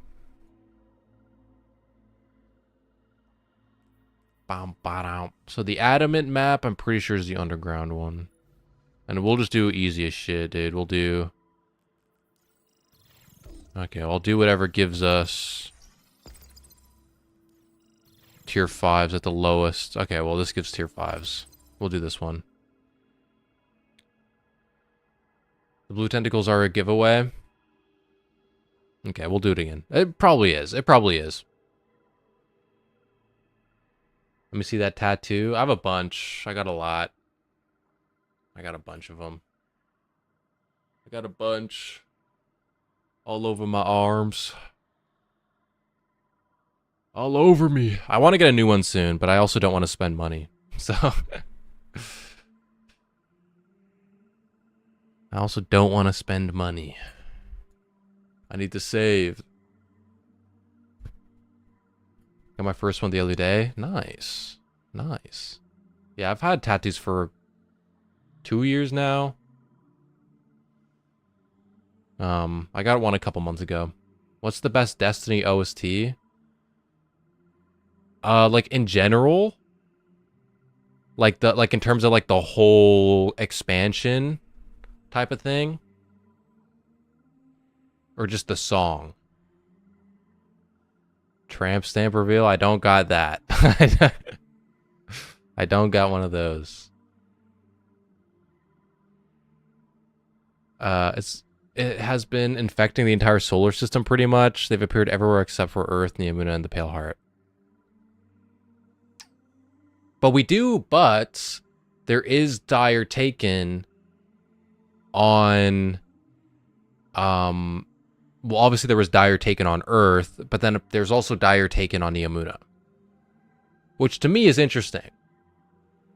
Because that could suggest that there's something about Neomuna and something about Earth that is maybe preventing Lord of Every Nothing from directly affecting it with his tentacle shit. Where instead he needs like ground forces to occupy. You know? Lassia's joined. Hallelujah. Hallelujah. Any specific track? Oh. I like Queen's Walk. I kind of agree with Local Hunter. I like the Queen's Walk one. That one's goated. But in terms of, because I just can't really remember specifically one on the top of my head that I might like more. But the Queen's Walk one is good. In terms of just a general expansion, like which expansion had the best music across the board? Personally, Witch Queen had the best one. I remember like when the OST first came out a couple days before launch, I was like out of town with my family doing something. I was in the car during like the long drive that we were doing, listening to the OST, and I was just banging. I was like, yo, this shit's fucking sick. And I remember looking at the names, and like there was the one called like the Dark Blade or whatever, and being like, oh my fucking god, Alakul is back. Dude, I remember like losing my mind at that. Those were the days, man. The lead up to Witch Queen was so fucking good, dude. Those were the days. If only I could go back in time.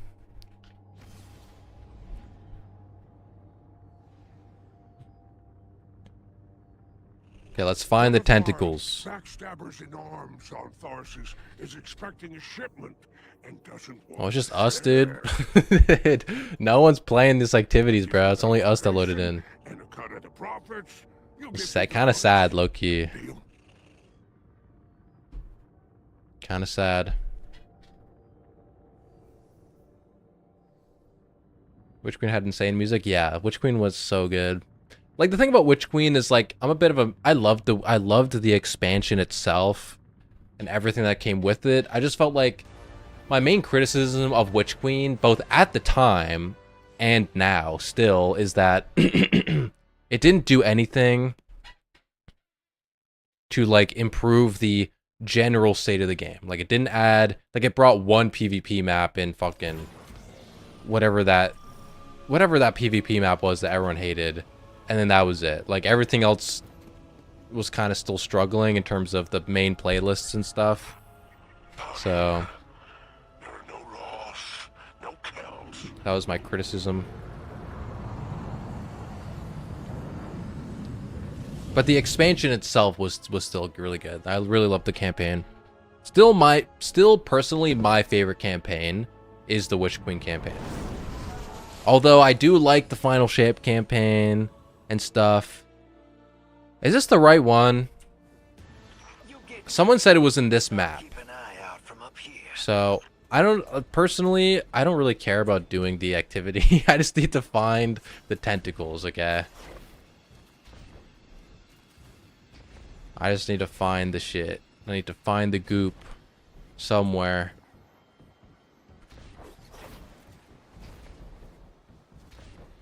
Find the tentacle goo.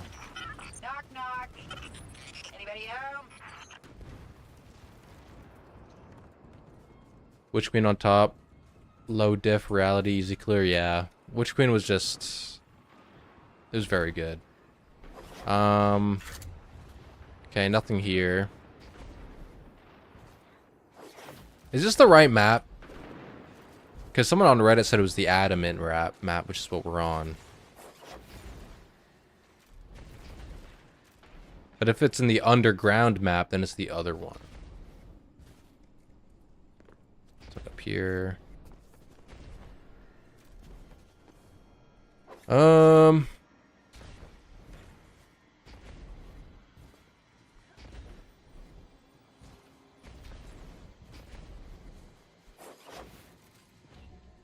Keep Keep your enemies away from that cache.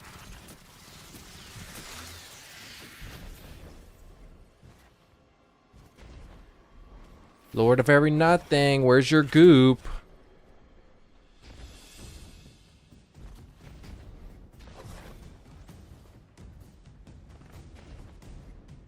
I don't know if this is the right map.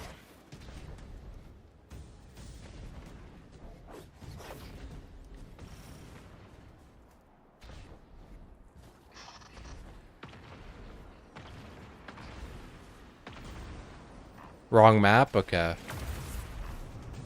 We can finish the activity, I guess. I guess.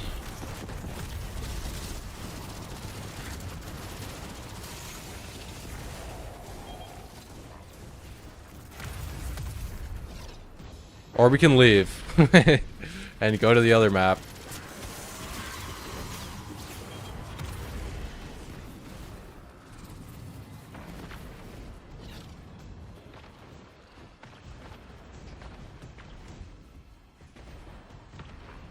I really wish that Bungie was able to make campaigns longer than at least 10 minutes. I feel like that even the best ones, no matter how good, always miss some potential. Yeah. I don't know. I feel like... I don't know. Witch Queen, I felt pretty happy with the state of Witch Queen. Like the entire thing. I felt pretty happy with it. I'm gonna look inside of this little thing here, and then we can go to the next activity. See if we can check the other map.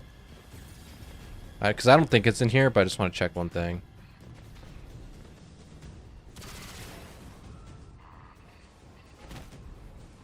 Like obviously, okay, we'll go to the other map.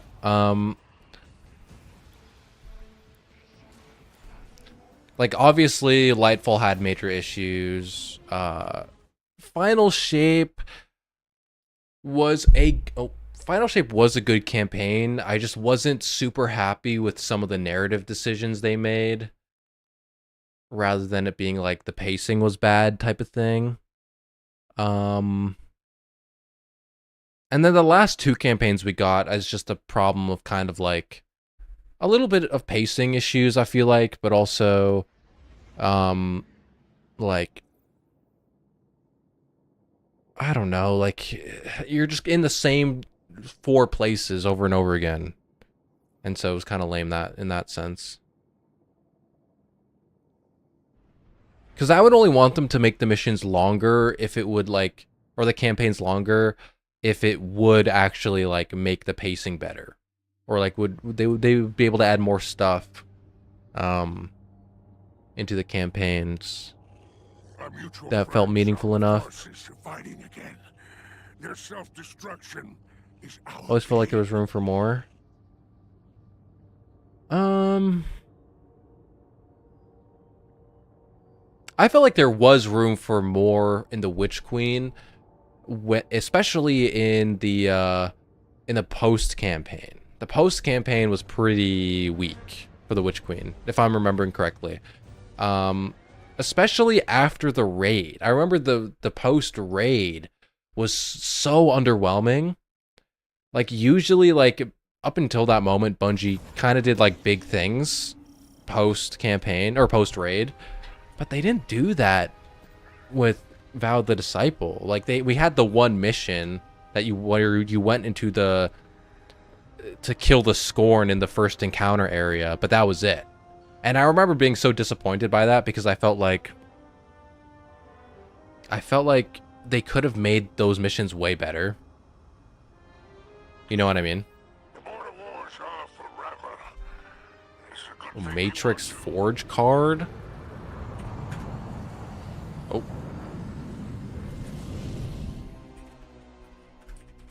I got no clue, man.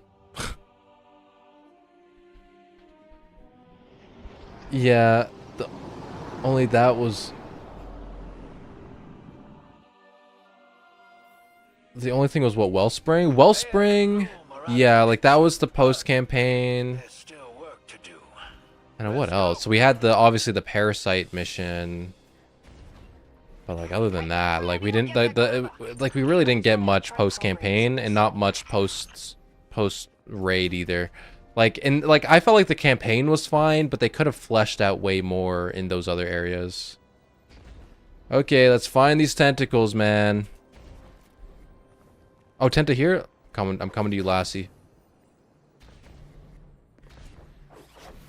Oh. Dude, how have I literally never seen these? How have I never seen these? Like, I'm in this area so much, and I never noticed these at all. That's crazy. That is crazy, dude. Okay, so this is for sure Lord of Every Nothing, 100%. Right? Now we gotta check the Sarlacc pit. Just so I can reconfirm and be like, okay, is it Lord of Every Nothing? Or is it Egregore? But this is for sure Lord of Every Nothing tentacles.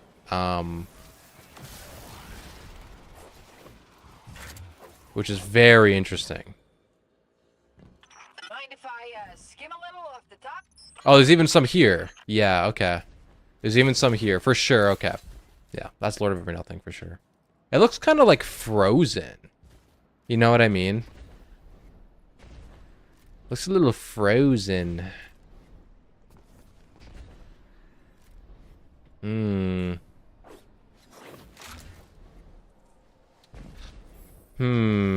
I need to go back and watch footage of the first mission in Heresy. So that I can see if, like... Oh, that's ice. It's not tentacles. So I can see if there were tentacles on Earth when that went down.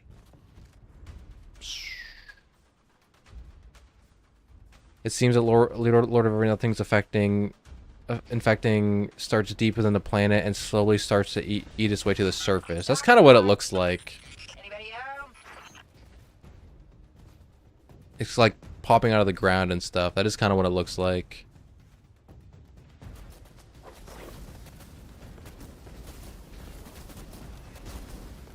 Okay, let's try to see if I can find any more, and then we'll go back to Mars.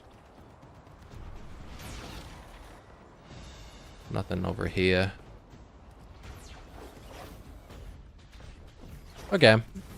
Let's go back to Mars.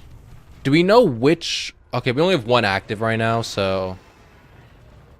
We kind of have to go into the one mission and hope it has the Sarlacc pit. Right? This is Mars, yeah. There's only one Mars mission active right now. Final Shape wasn't final enough of a... wasn't finale enough of a finale, in my opinion. The Witness didn't get nearly enough screen time. Yeah. The Witness would have really benefited from a big Books of Sorrow-esque lore book that took a deep dive into the Pyramid Race and their history. Yeah, for sure. Yeah, I think the Bungie made a mistake by only introducing the Witness officially at the end of the Witch Queen. Like, the Witness should have been a thing in Beyond Light. Like, we got introduced to it in Shadowkeep without knowing it. And then Beyond Light should have been like an identity reveal.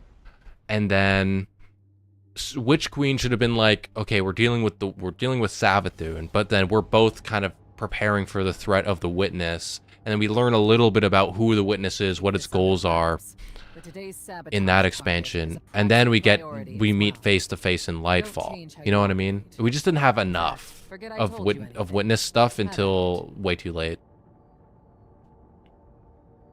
For sure. For sure.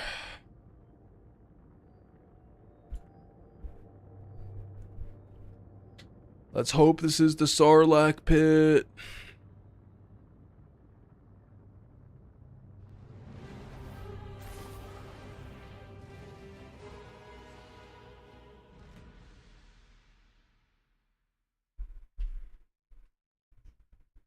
Womp, womp, womp, womp, womp, womp, womp.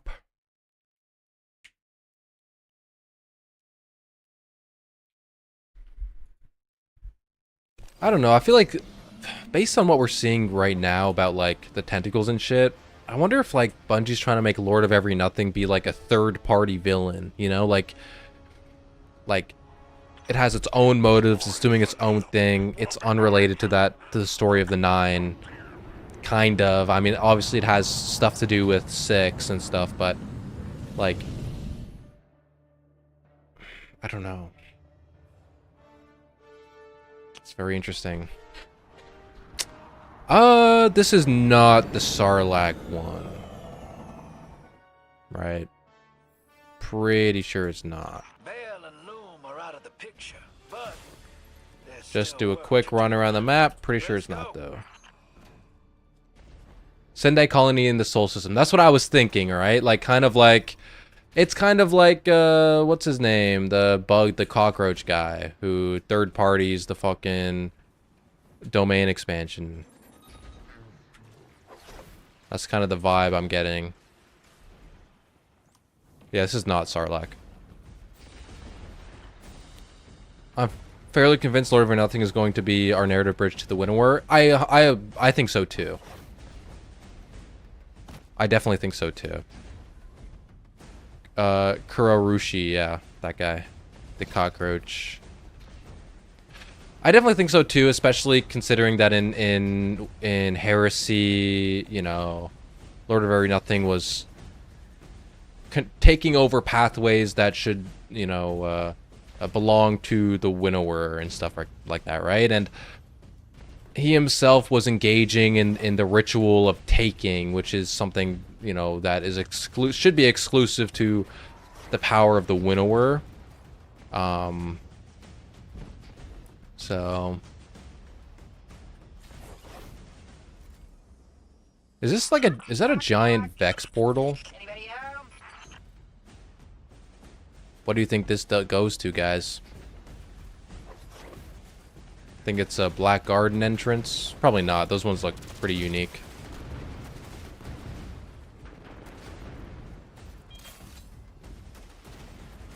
Lastly, do you have anything to do here?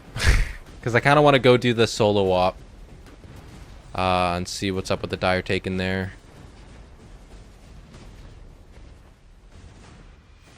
This is not the right map. Yeah.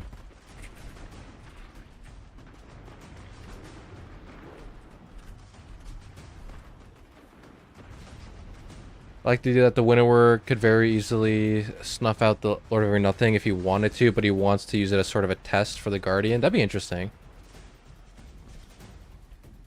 Go do the solo op on Neptune.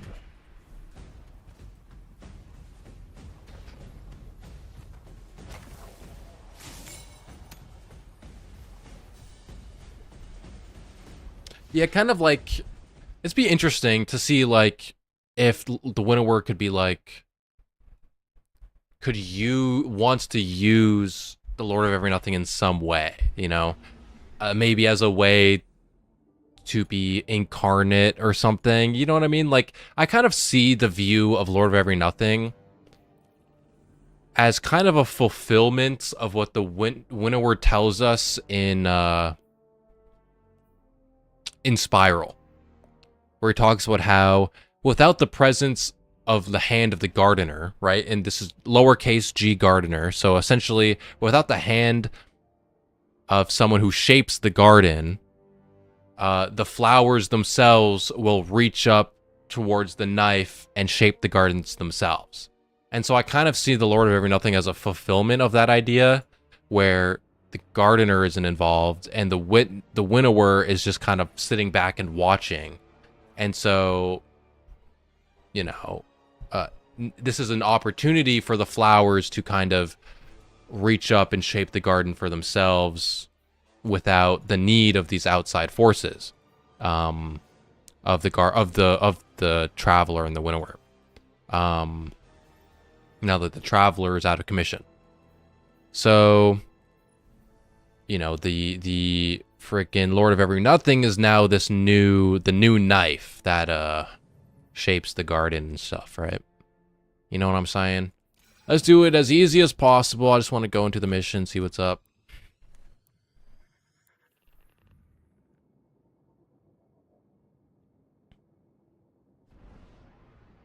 Lightful. Har said, I would rather have 7 missions than talk to this person than run to this same mission 3 times and again and again and again. Yeah. I hear you, but that's not what I'm saying. I just want more unique missions, better pacing story. Lightful had the same pacing problem, but worse. Nobody gave a fuck about Rohan when he died. Yeah. We've got plenty Yeah. of civilian fighters, but deploying them this far out is too dangerous. The Guardians on their own. So we got... I'm not worried. Okay, I've been interesting. holding Trust Land alone for long enough to know what a Can't believe I haven't even run this solo op yet, dude. So we got Dread. Which is important because the Dread were involved in the Lord of Every Nothing story.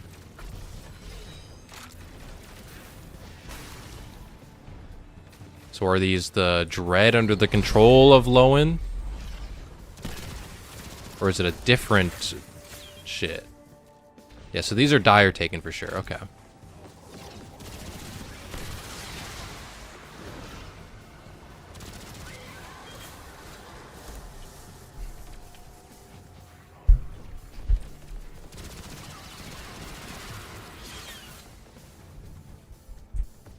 Well, technically, Lord of Every Nothing is the closest entity to the Winnower we've seen.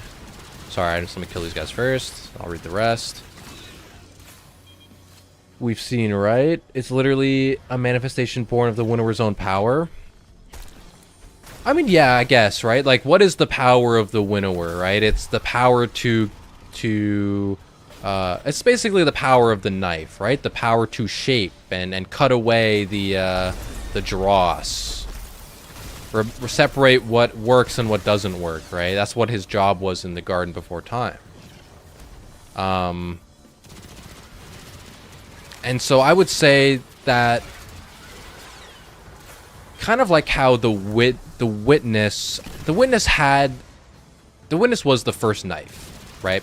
The witness had the power of the knife as the shaper, right? As someone who can target this energy of shaping. And now the same power rests within the hands of the Lord of Every Nothing as the new knife. You know what I mean? And so the question is, how are these the same energy, the same power, how is it manifesting differently? And the difference is that the witness was kind of like a creation of the Winnower itself.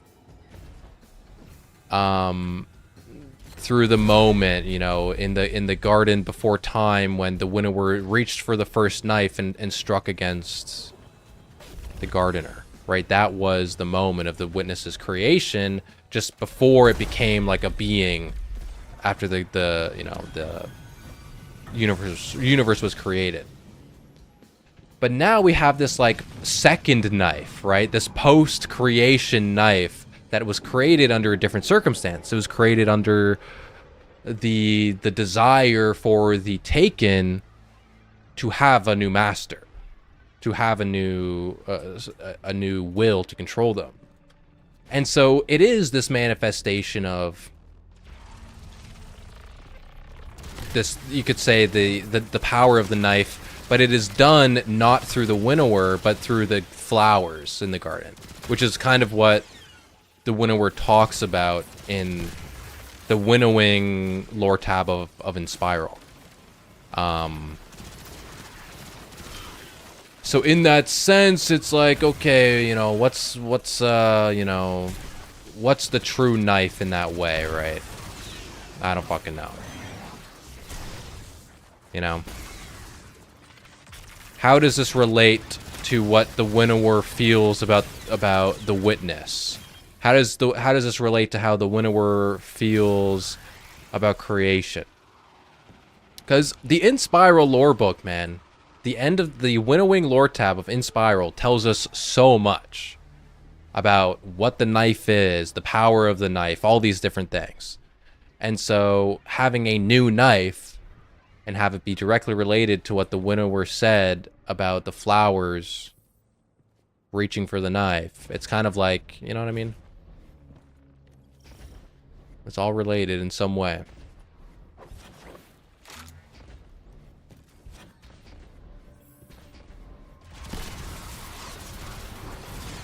So what do these guys want, bruh? They just be trying to take over the Typhon Imperator or something, man? Capture system interface.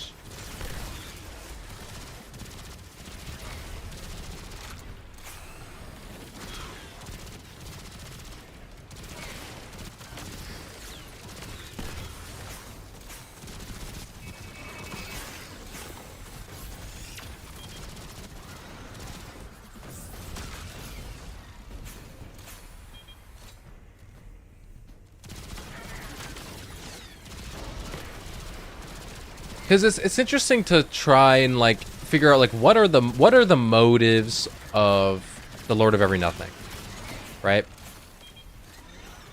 Because we saw that it was taking over pathways that should belong to the Winnower. Okay, what does that mean in the grand scheme of things? It's a new Taken King. It's the new knife. The goal of the knife is to shape the garden, right? But the knife itself, and this is what's so important, is that the knife itself needs direction. The knife cannot cut without a hand to wield it. That's why the Winnower called itself, though I'm just the first knife in its hand. It claimed to be doing the will of the Winnower as it was enacting its duties as the knife. And so the question is, if the Lord of Every Nothing is a new knife, it's the second knife, who was wielding this knife, right? And for what purpose? And you could say, well, it's being maybe because of its circumstances of creation, because it was created by the Taken and their collective desire. Maybe it's kind of like a weird thing where it's actually the Taken themselves that control Lord of Every Nothing. But as far as we can tell, we don't know what that means, right? Like, we don't know if that's the case yet. If it's the will of the Taken or the desire of the Taken that is driving the Lord of Every Nothing. But then you would also have to ask the question of what is the desire of the Taken, right? Like there's so many questions and pathways to go down that I don't really know the answer to right now. The Lord of Every Nothing is a manifestation of Taken's desire for leadership. I think that is now the Lord of Every Nothing's only motivation is to spread Taken influence and fulfillment of sword logic. Which would make sense, right? Because that's kind of just what the knife is, to cut the universe down to its final shape, right? But the final shape in the truest sense, right? Not in the sense of the witness's, final shape, obviously. Like a final shape in the view of the witness. Sorry, the final shape in the view of the Winnower more so than the view of the witness. Which then would be like, okay, is this why the Winnower doesn't care? Because it is trying to fulfill sword logic in the truest sense, and because the Winnower loves sword logic, he doesn't mind that he's taking over pathways that belongs to the Winnower.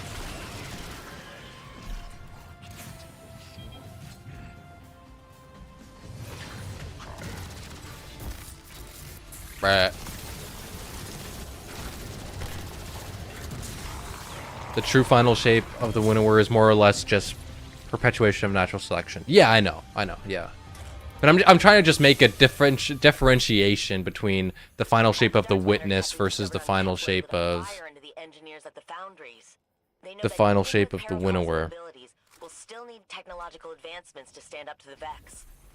Watching you work out there today Nope. convinced me that you're the best person to test their new generation of materiel.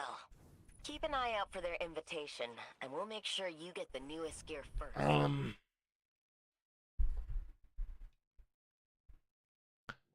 And so in that, I guess, like, if it is just perpetuating and trying to reach the conclusion of the final shape,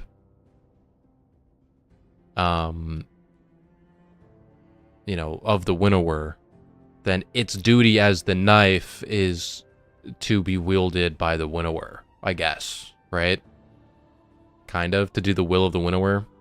Because the thing about the Witness is, although the Witness was the first knife, it didn't agree with sword logic. It rejected sword logic as like an ideology of a toddler. It didn't like it. And so there was this schism between the winnower and the witness that might not exist between the winnower and the Lord of Every Nothing. Right? I don't know. I don't know. I want to look at the Inspiral lore tab one more time, which is low-key probably my favorite lore tab in the game, is the Inspiral winnowing tab.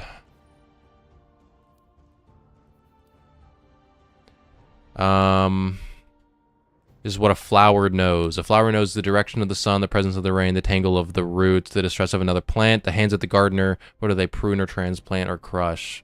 Flower cannot know much else, but the reality of the garden is vast and wild. The flower knows not the fence, flower knows not the footpath, and yet there is an infinite cosmic garden, which is not any less real, simply because the flower cannot possibly comprehend it. Let us try this again. Stop me if you heard this one. A gardener and a winnower sit down to play a game outside of time and creation, yes? Yes, we're agreed. The metaphor stands. Let us iterate. A gardener and a winnower set out their chairs and play a game of flowers. The flowers know only that they grow or wither, struggle or flourish. Sometimes they are touched by one hand or the other, and that influence is the closest they will know of the divine. A flower and a flower spread their leaves to the sun above. Remember that the sun is also a metaphor, a thing being said beautifully winnowed down to poetry, when the truth is too vast to put in words at all. They jostle for space, each competing for the pinnacle of their shape. One flourishes, one withers. Is it the fault of the flower or the fault of its position? A gardener and a winnower sit down to play a game called Possibility. This is a game about a garden, but it is, which is to say that it is also a game about flowers, just as a game about living must also be a game about organs and bacteria. A gardener and a winnower collaborate to create a protein, whose hand is it in the design, blah, blah, blah, blah. It is the winnower that discovers the first knife, but it is not done without the gardener. This, too, is a tradition. A knife does not come to exist without something that must be cut. A wooden stem, a colored petal, a vital vessel. The first victims of the blade. Yeah, so the knife does not exist without something to cut. But simultaneously, I don't remember if we cover this later, but also a knife cannot do anything without something to wield it, right? Like a knife can't cut anything if you don't point it towards something. All these are true. All of these are false, for metaphor simplifies as the knife does. It pairs incalculable concepts into shapes your wrinkly brains can comprehend, the weight of billions, and the simple curve of a planet to give you pause. Yes, yes. And how then are you to be expected to grasp the forces that created your unth-removed creator? So the stories woven with utmost delicacy in and around falsehoods are, after it all, true. There was never any option for the knife to not exist in the garden. It was only a matter of time and opportunity. As for the shape of the knife itself, no, that is enough. I will tell you of gardens. And so for the shape of the knife, obviously at the time, this was in reference probably to the winnower, or sorry, to the witness. But he just didn't want to reveal who the knife was yet. See you later, Ultra Risen. Much love, brother. Much love, brother.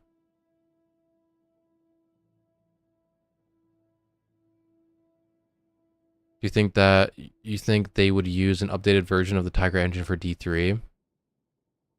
Yeah, probably. I would imagine. It'd probably be in a similar way that Marathon was created in a new updated engine, an updated version of the Tiger engine. I will tell you of gardens. They are domesticated things made in a form. As soon as something is called a garden, it is shaped. The plants require the hand of a gardener, for they become weak and dependent on tender care. They require the hand of a winnower to cut away the dross, for they are too incapable to do it themselves. In absence of a hand, either the flowers themselves must rise up to wield the knife, or the garden will resolve to meaningless wilderness. So this is what I'm talking about here, right? So it says, the knife cannot exist without something to cut, but simultaneously, A garden cannot exist without the presence of a hand that wields the knife to shape the garden. Because if it does not have the knife that shapes it, if it does not have the hand that wields the knife to shape it, the garden becomes nothing but wilderness. And so, if the hands of the winnower or if the hand of the gardener are not present to shape the garden, then the flowers themselves must wield the knife. And so the question is, who is the knife and who is wielding it? The winnower right now is sitting it back with his feet up, watching the game play out. He's not involved in any like real sense. He only, speaks to those who seek him, right? He's not like outreaching, being like, yo, Oryx, let me give you this power. It's like Oryx, knowing of the winnower's existence, sought power so that he could speak to the winnower to gain power or whatever. So he's kind of just sitting back and watching. He's not really trying to influence the game. While the gardener or the traveler is trying to influence the game. And so right now, obviously the traveler is kind of out of commission. The pale heart has been infected with darkness. The traveler is now dormant. So now there's no presence of any hand to shape the garden. The gardener's not doing it, and the winnower's not doing it. And the knife, the witness, is now dead. So now there's no hand, there's no knife, there's just flowers. So in order for the garden to continue to exist, there must be a new knife and a hand to wield it. And I'm trying to say, the Lord of Every Nothing is the new knife. Now the question is, who is the hand that wields this new knife? Is it the Taken? Is it Six? Is it Saturn? Right? Like, who is the hand?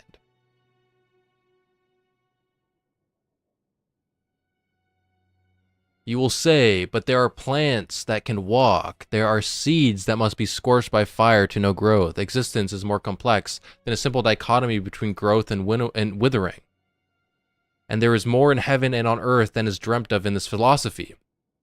And I will tell you clearly, there can be no gardens without knives. You know what I mean? There can be no... You cannot have you cannot have a knife. A knife cannot exist without something to cut. And a garden cannot exist without a knife and a hand to shape the garden. These two things exist hand in hand. The target of the knife is to shape the garden. At least as far as we have it now, right? Obviously, in Unveiling, the knife, the original purpose was to strike at to cut the gardener, right? To strike at the gardener. But it's also now used to shape the garden. And so this new knife, I don't know. Actually, I don't know where I was going with that, guys. I think it's pretty clear that the Lord of Every Nothing is the new knife. You just have to go and read the, do I have everything? Yeah. You have to just go and read the Songs of Descent. And it's pretty freaking clear. Like, that of what the Lord of Every Nothing is. I think it's this one, right? Yeah, it's this one. Of like that it is the new knife. The question is who wields it and what is he cutting? So things to question, things to talk about. What if the traveler blooms into a large flower-like thing? I mean, what if anything, dude? Like, what if it doesn't? I don't know. Like, what if it explodes right now, dude? I don't know. They could do anything. What if it turns into the tree that's in Destiny Rising? Or something. I don't know, dude. It could do anything. Anyways, guys. That's probably what my next video is going to be about. Lord of Every Nothing stuff. Now that I'm in the mood to talk about it.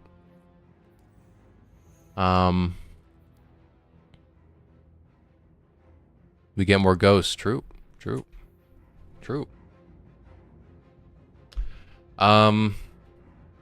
Yeah, guys.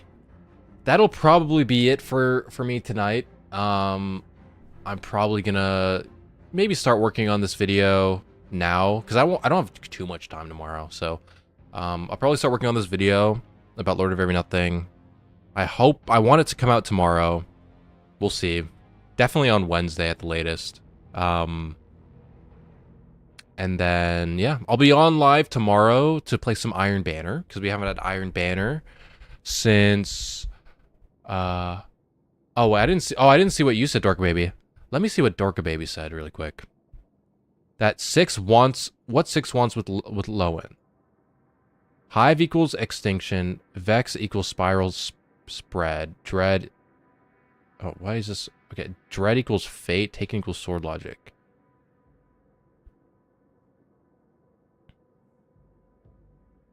Well, I think, okay, I might, Dorka Baby, I think, do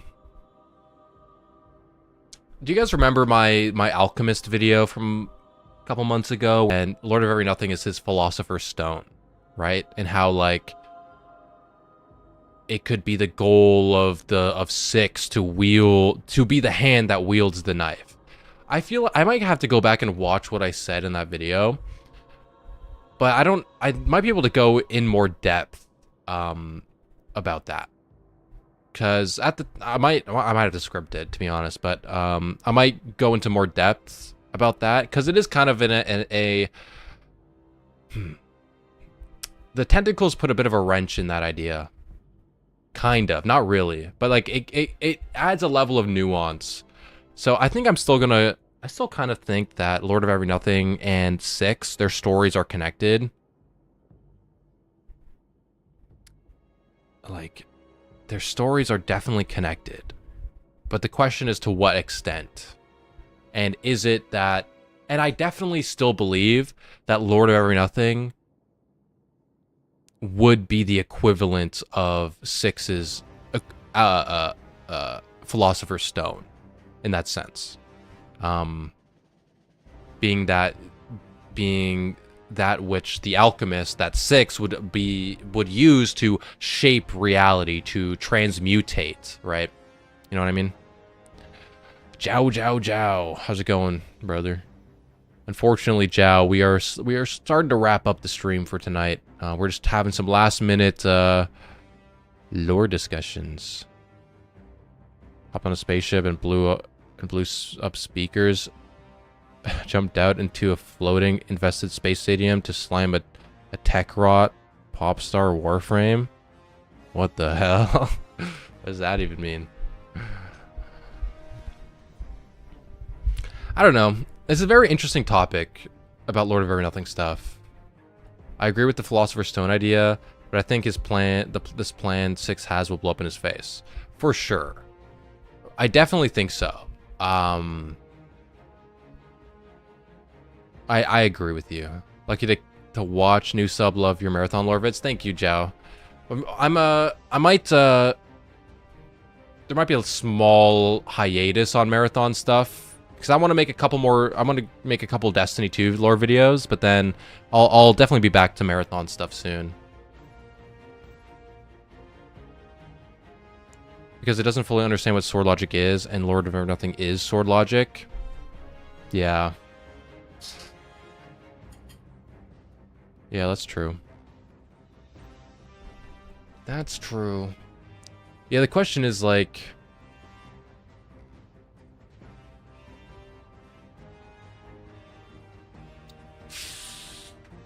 How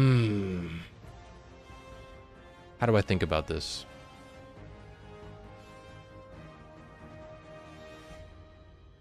Like, the question, I guess, is, could anybody wield the knife? Right? Could just any Joe Schmo wield the knife? You know what I mean? Probably not, right? And so the question, I guess, is like, would 6 even be worthy, be capable of wielding such a power in a way that doesn't consume him? Because the question is, like, Lord of Every Nothing, it's like, can it be, does it need to be tamed? You know? Is it just striking out, trying to consume everything, or does it have a motivation? And if it's just a beast, you know what I mean? That's just like trying to consume everything. in accordance to sword logic, then 6 would need to in some way be capable of taming it to use it for his goal. And that might lead to the winnower, because something as catastrophic as 6's plan messing up will undoubtedly get the winnower to step in. What's up, Silver Shard? We're talking about Lord of Every Nothing stuff right now. And its role. Because I went and I looked for all the tentacles on Europa and stuff. And we found it. And I was so stupid. I don't know how I never noticed them. I'm going to be so honest, guys. And the amount of times I've played on those maps, and it's so obviously in your face, and I just never registered. It never clicked in my head. But yeah.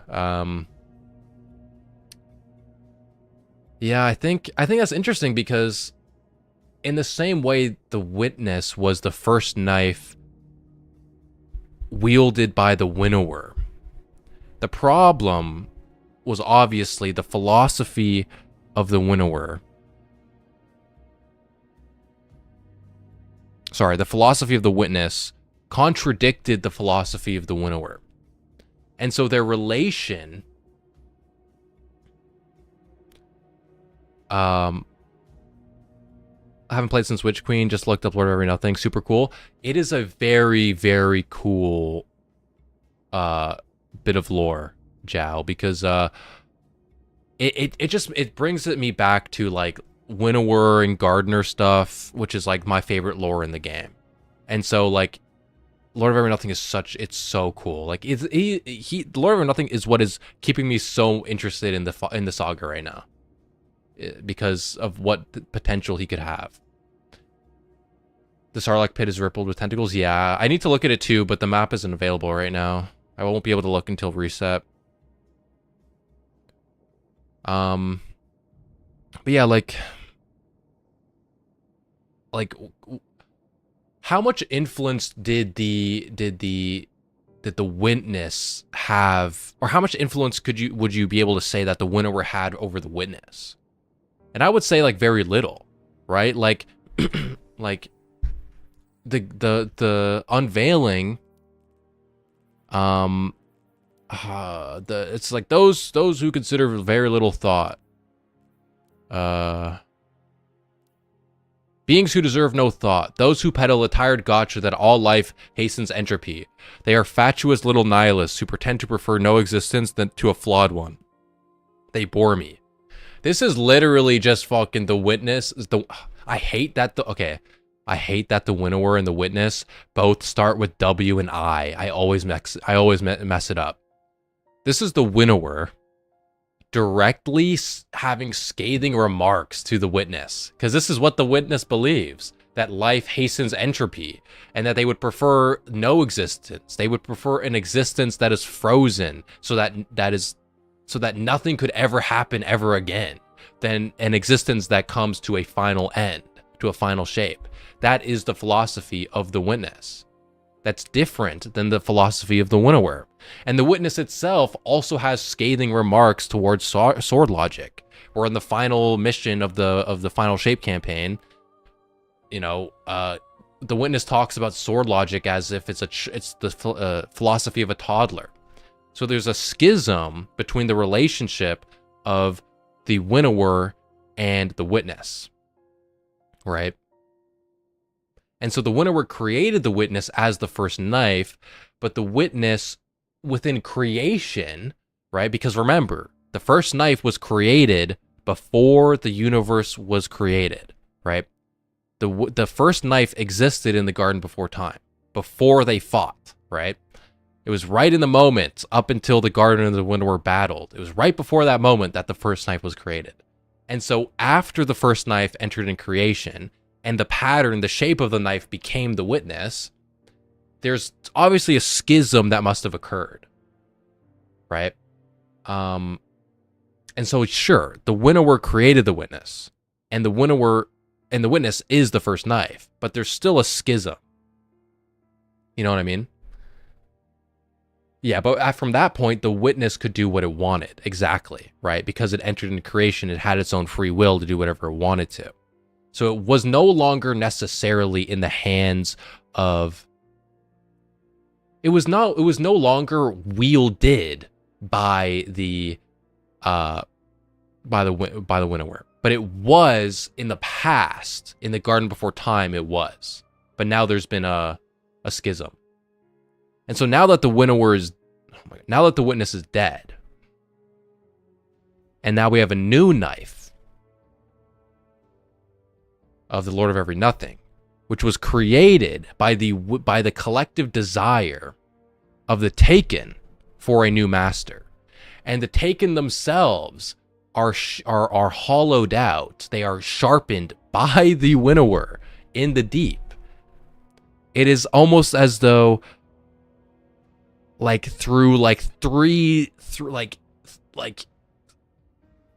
it is like,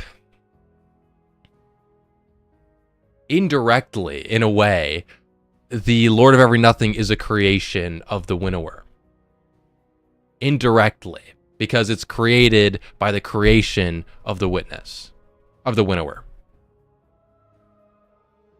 And because the Lord of Every Nothing is pro sword logic, it is very much, for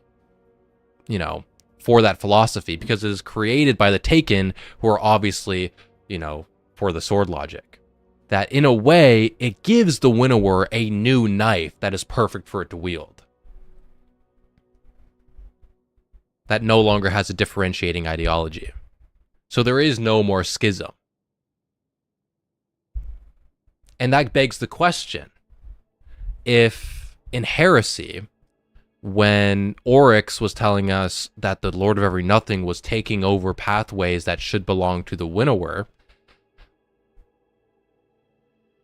the question is, was that a bad thing? Like, was that the Lord of Every Nothing saying, oh, this belongs to the winnower, this is mine now, and taking it for itself? Or was this the actions of the winnower being like, you can have it? You know what I mean? Giving it up, allowing the Lord of Every Nothing to take it. You know what I mean? For his plan. I think the winnower allows Lowen to branch into their pathways. Yeah, that's what I'm thinking. Because it kind of like Oryx just wasn't in the know. Oryx was like, oh shit, Lord of Every Nothing is taking the pathways of the winnower. Like, that shouldn't be happening. Well, yeah, maybe because the winnower doesn't like you no more, Oryx. He's got someone better. He's got Lowen now. You know what I mean? Yeah, maybe, maybe the witness wants him to do that. Or the winnower wants him to do that. I keep mixing it up, guys. It's going to keep happening.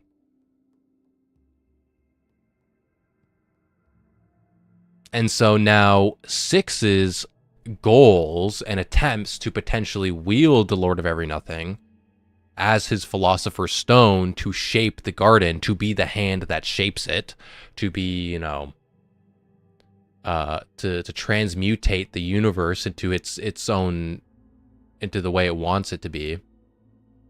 Maybe isn't going to work out because the winnower has a plan. I think Lord of Every Nothing should realistically be a D3 thing. I think what Ultra Risen said is true in the sense of like, I think it was Ultra Risen who said it, is that the Lord of Every Nothing is definitely a bridge to the winnower.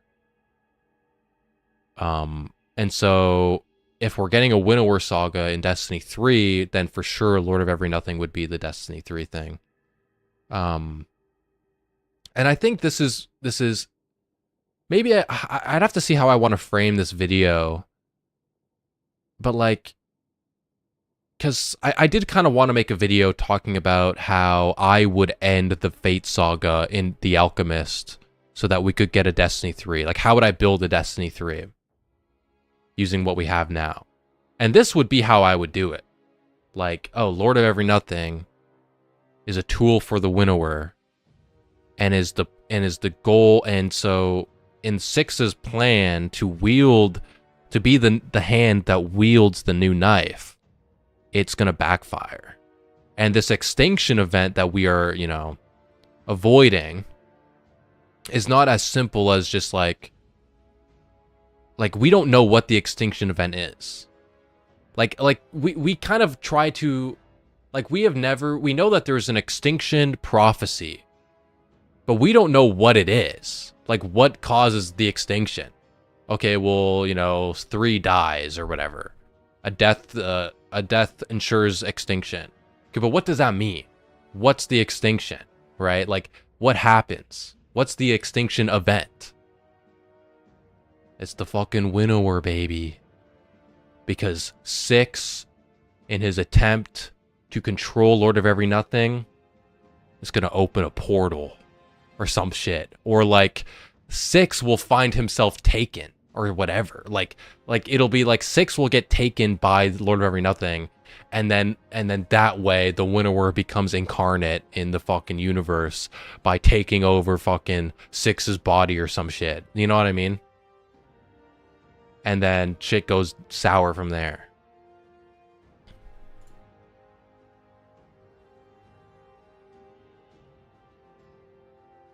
So I would have to figure out, how do I want to frame this video? Do I just want to talk about Lord of Every Nothing?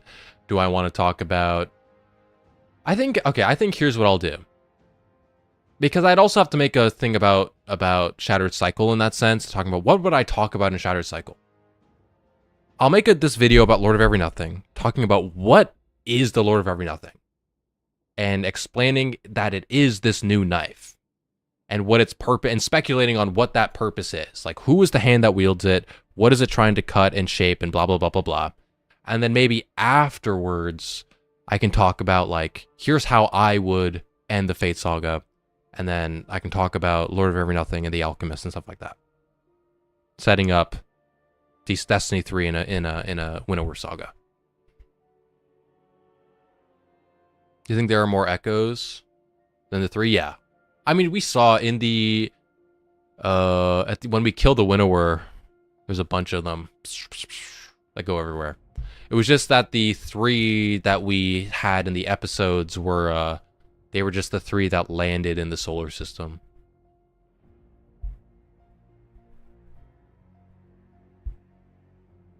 A Taken 9 sounds genuinely terrifying.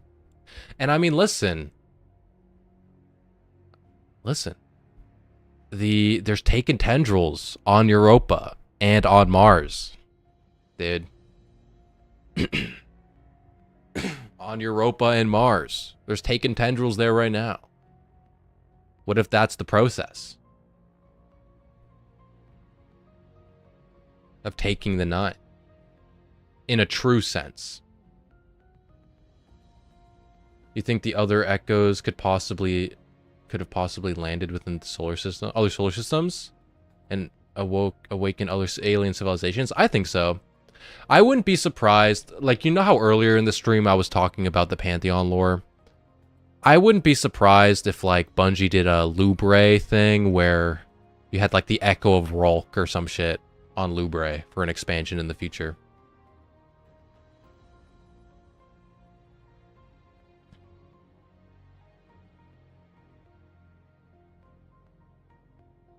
There's something in the future with the conductor that we're not seeing. Yes. The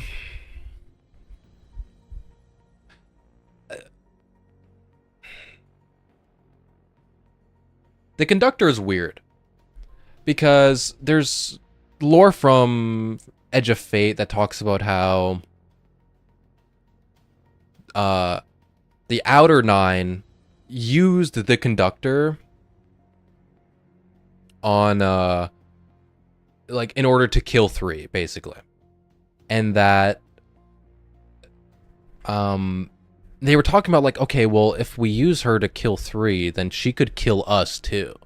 Like, what's stopping her from doing that? And they were talking about how, like, well, we have Eclipse. We have this anti-paracausal power to help fight against her. You know what I mean? Like, they had an insurance plan in case she went rogue, right? And started attacking the other 9.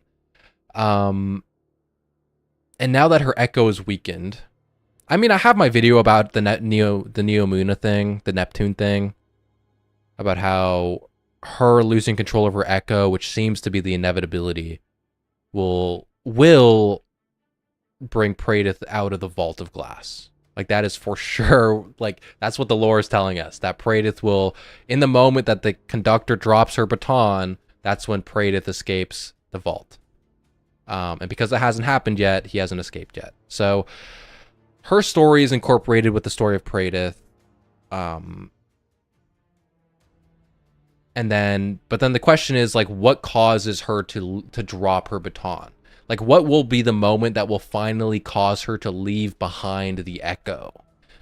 You know? Whether it be that she leaves it behind voluntarily or that it's taken from her, right? And if she leaves it behind voluntarily, that leaves a question as to, like, what is she leaving the echo behind for? Because even though the echo is weakened right now, it's still a powerful tool that allows her to do things. It's just weakened.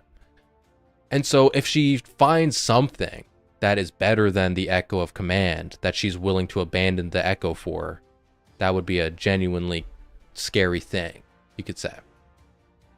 Because her motivations are kind of weird, because she's just crazy. That's her motivations. Do you have a video on Lord of Every Nothing? Kind of. I have a video about let me look at the name of the video. I don't remember what it's called. I have a video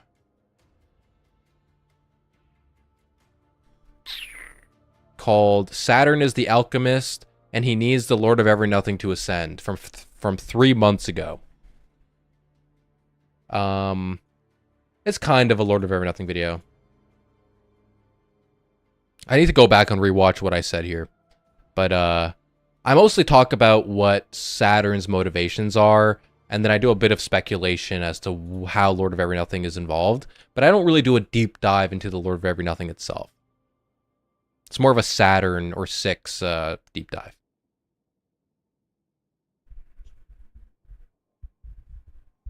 Also right after? Sounds good, Joe. I hope you enjoy it. It was a fun video to make.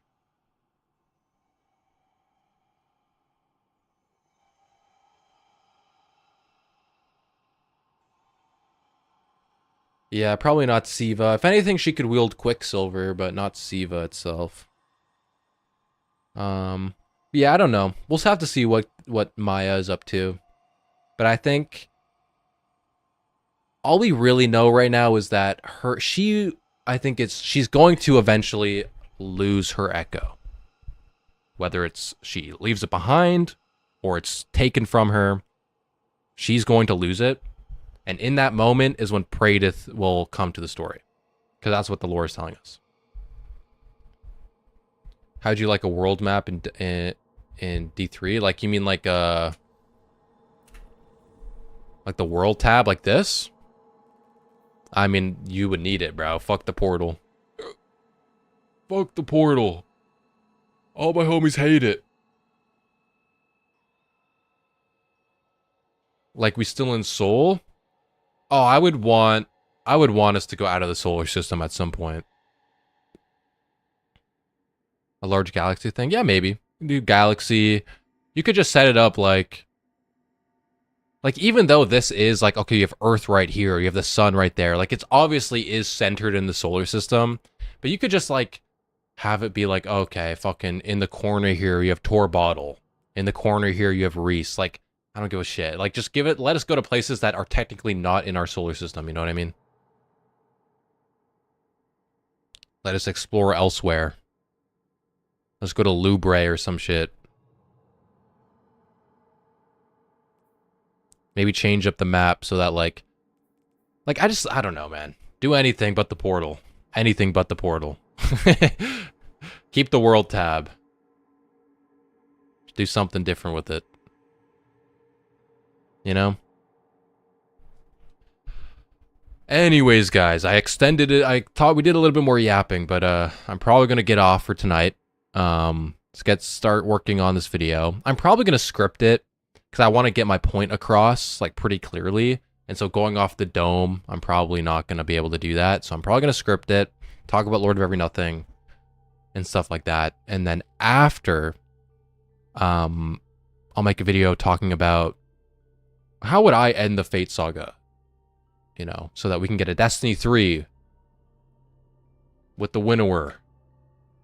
And I'll incorporate that Lord of Evernothing talk into it. But yeah, I'll be live a little bit tomorrow, probably in the afternoon, because I'm a bit busy in the morning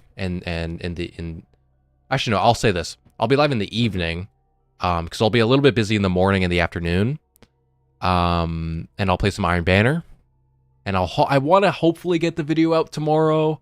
If it's not out tomorrow, it'll be out Wednesday for sure. Definitely Wednesday at the latest. But hopefully tomorrow. We'll see though. We will see. But yeah, guys. Thank you everyone for tuning in. Much love, everybody. Glad to be playing and talking about Destiny again, and I'll see you guys soon. Okay, guys. Thank you for tuning in. Bye-bye, guys. Much love and peace out, guys.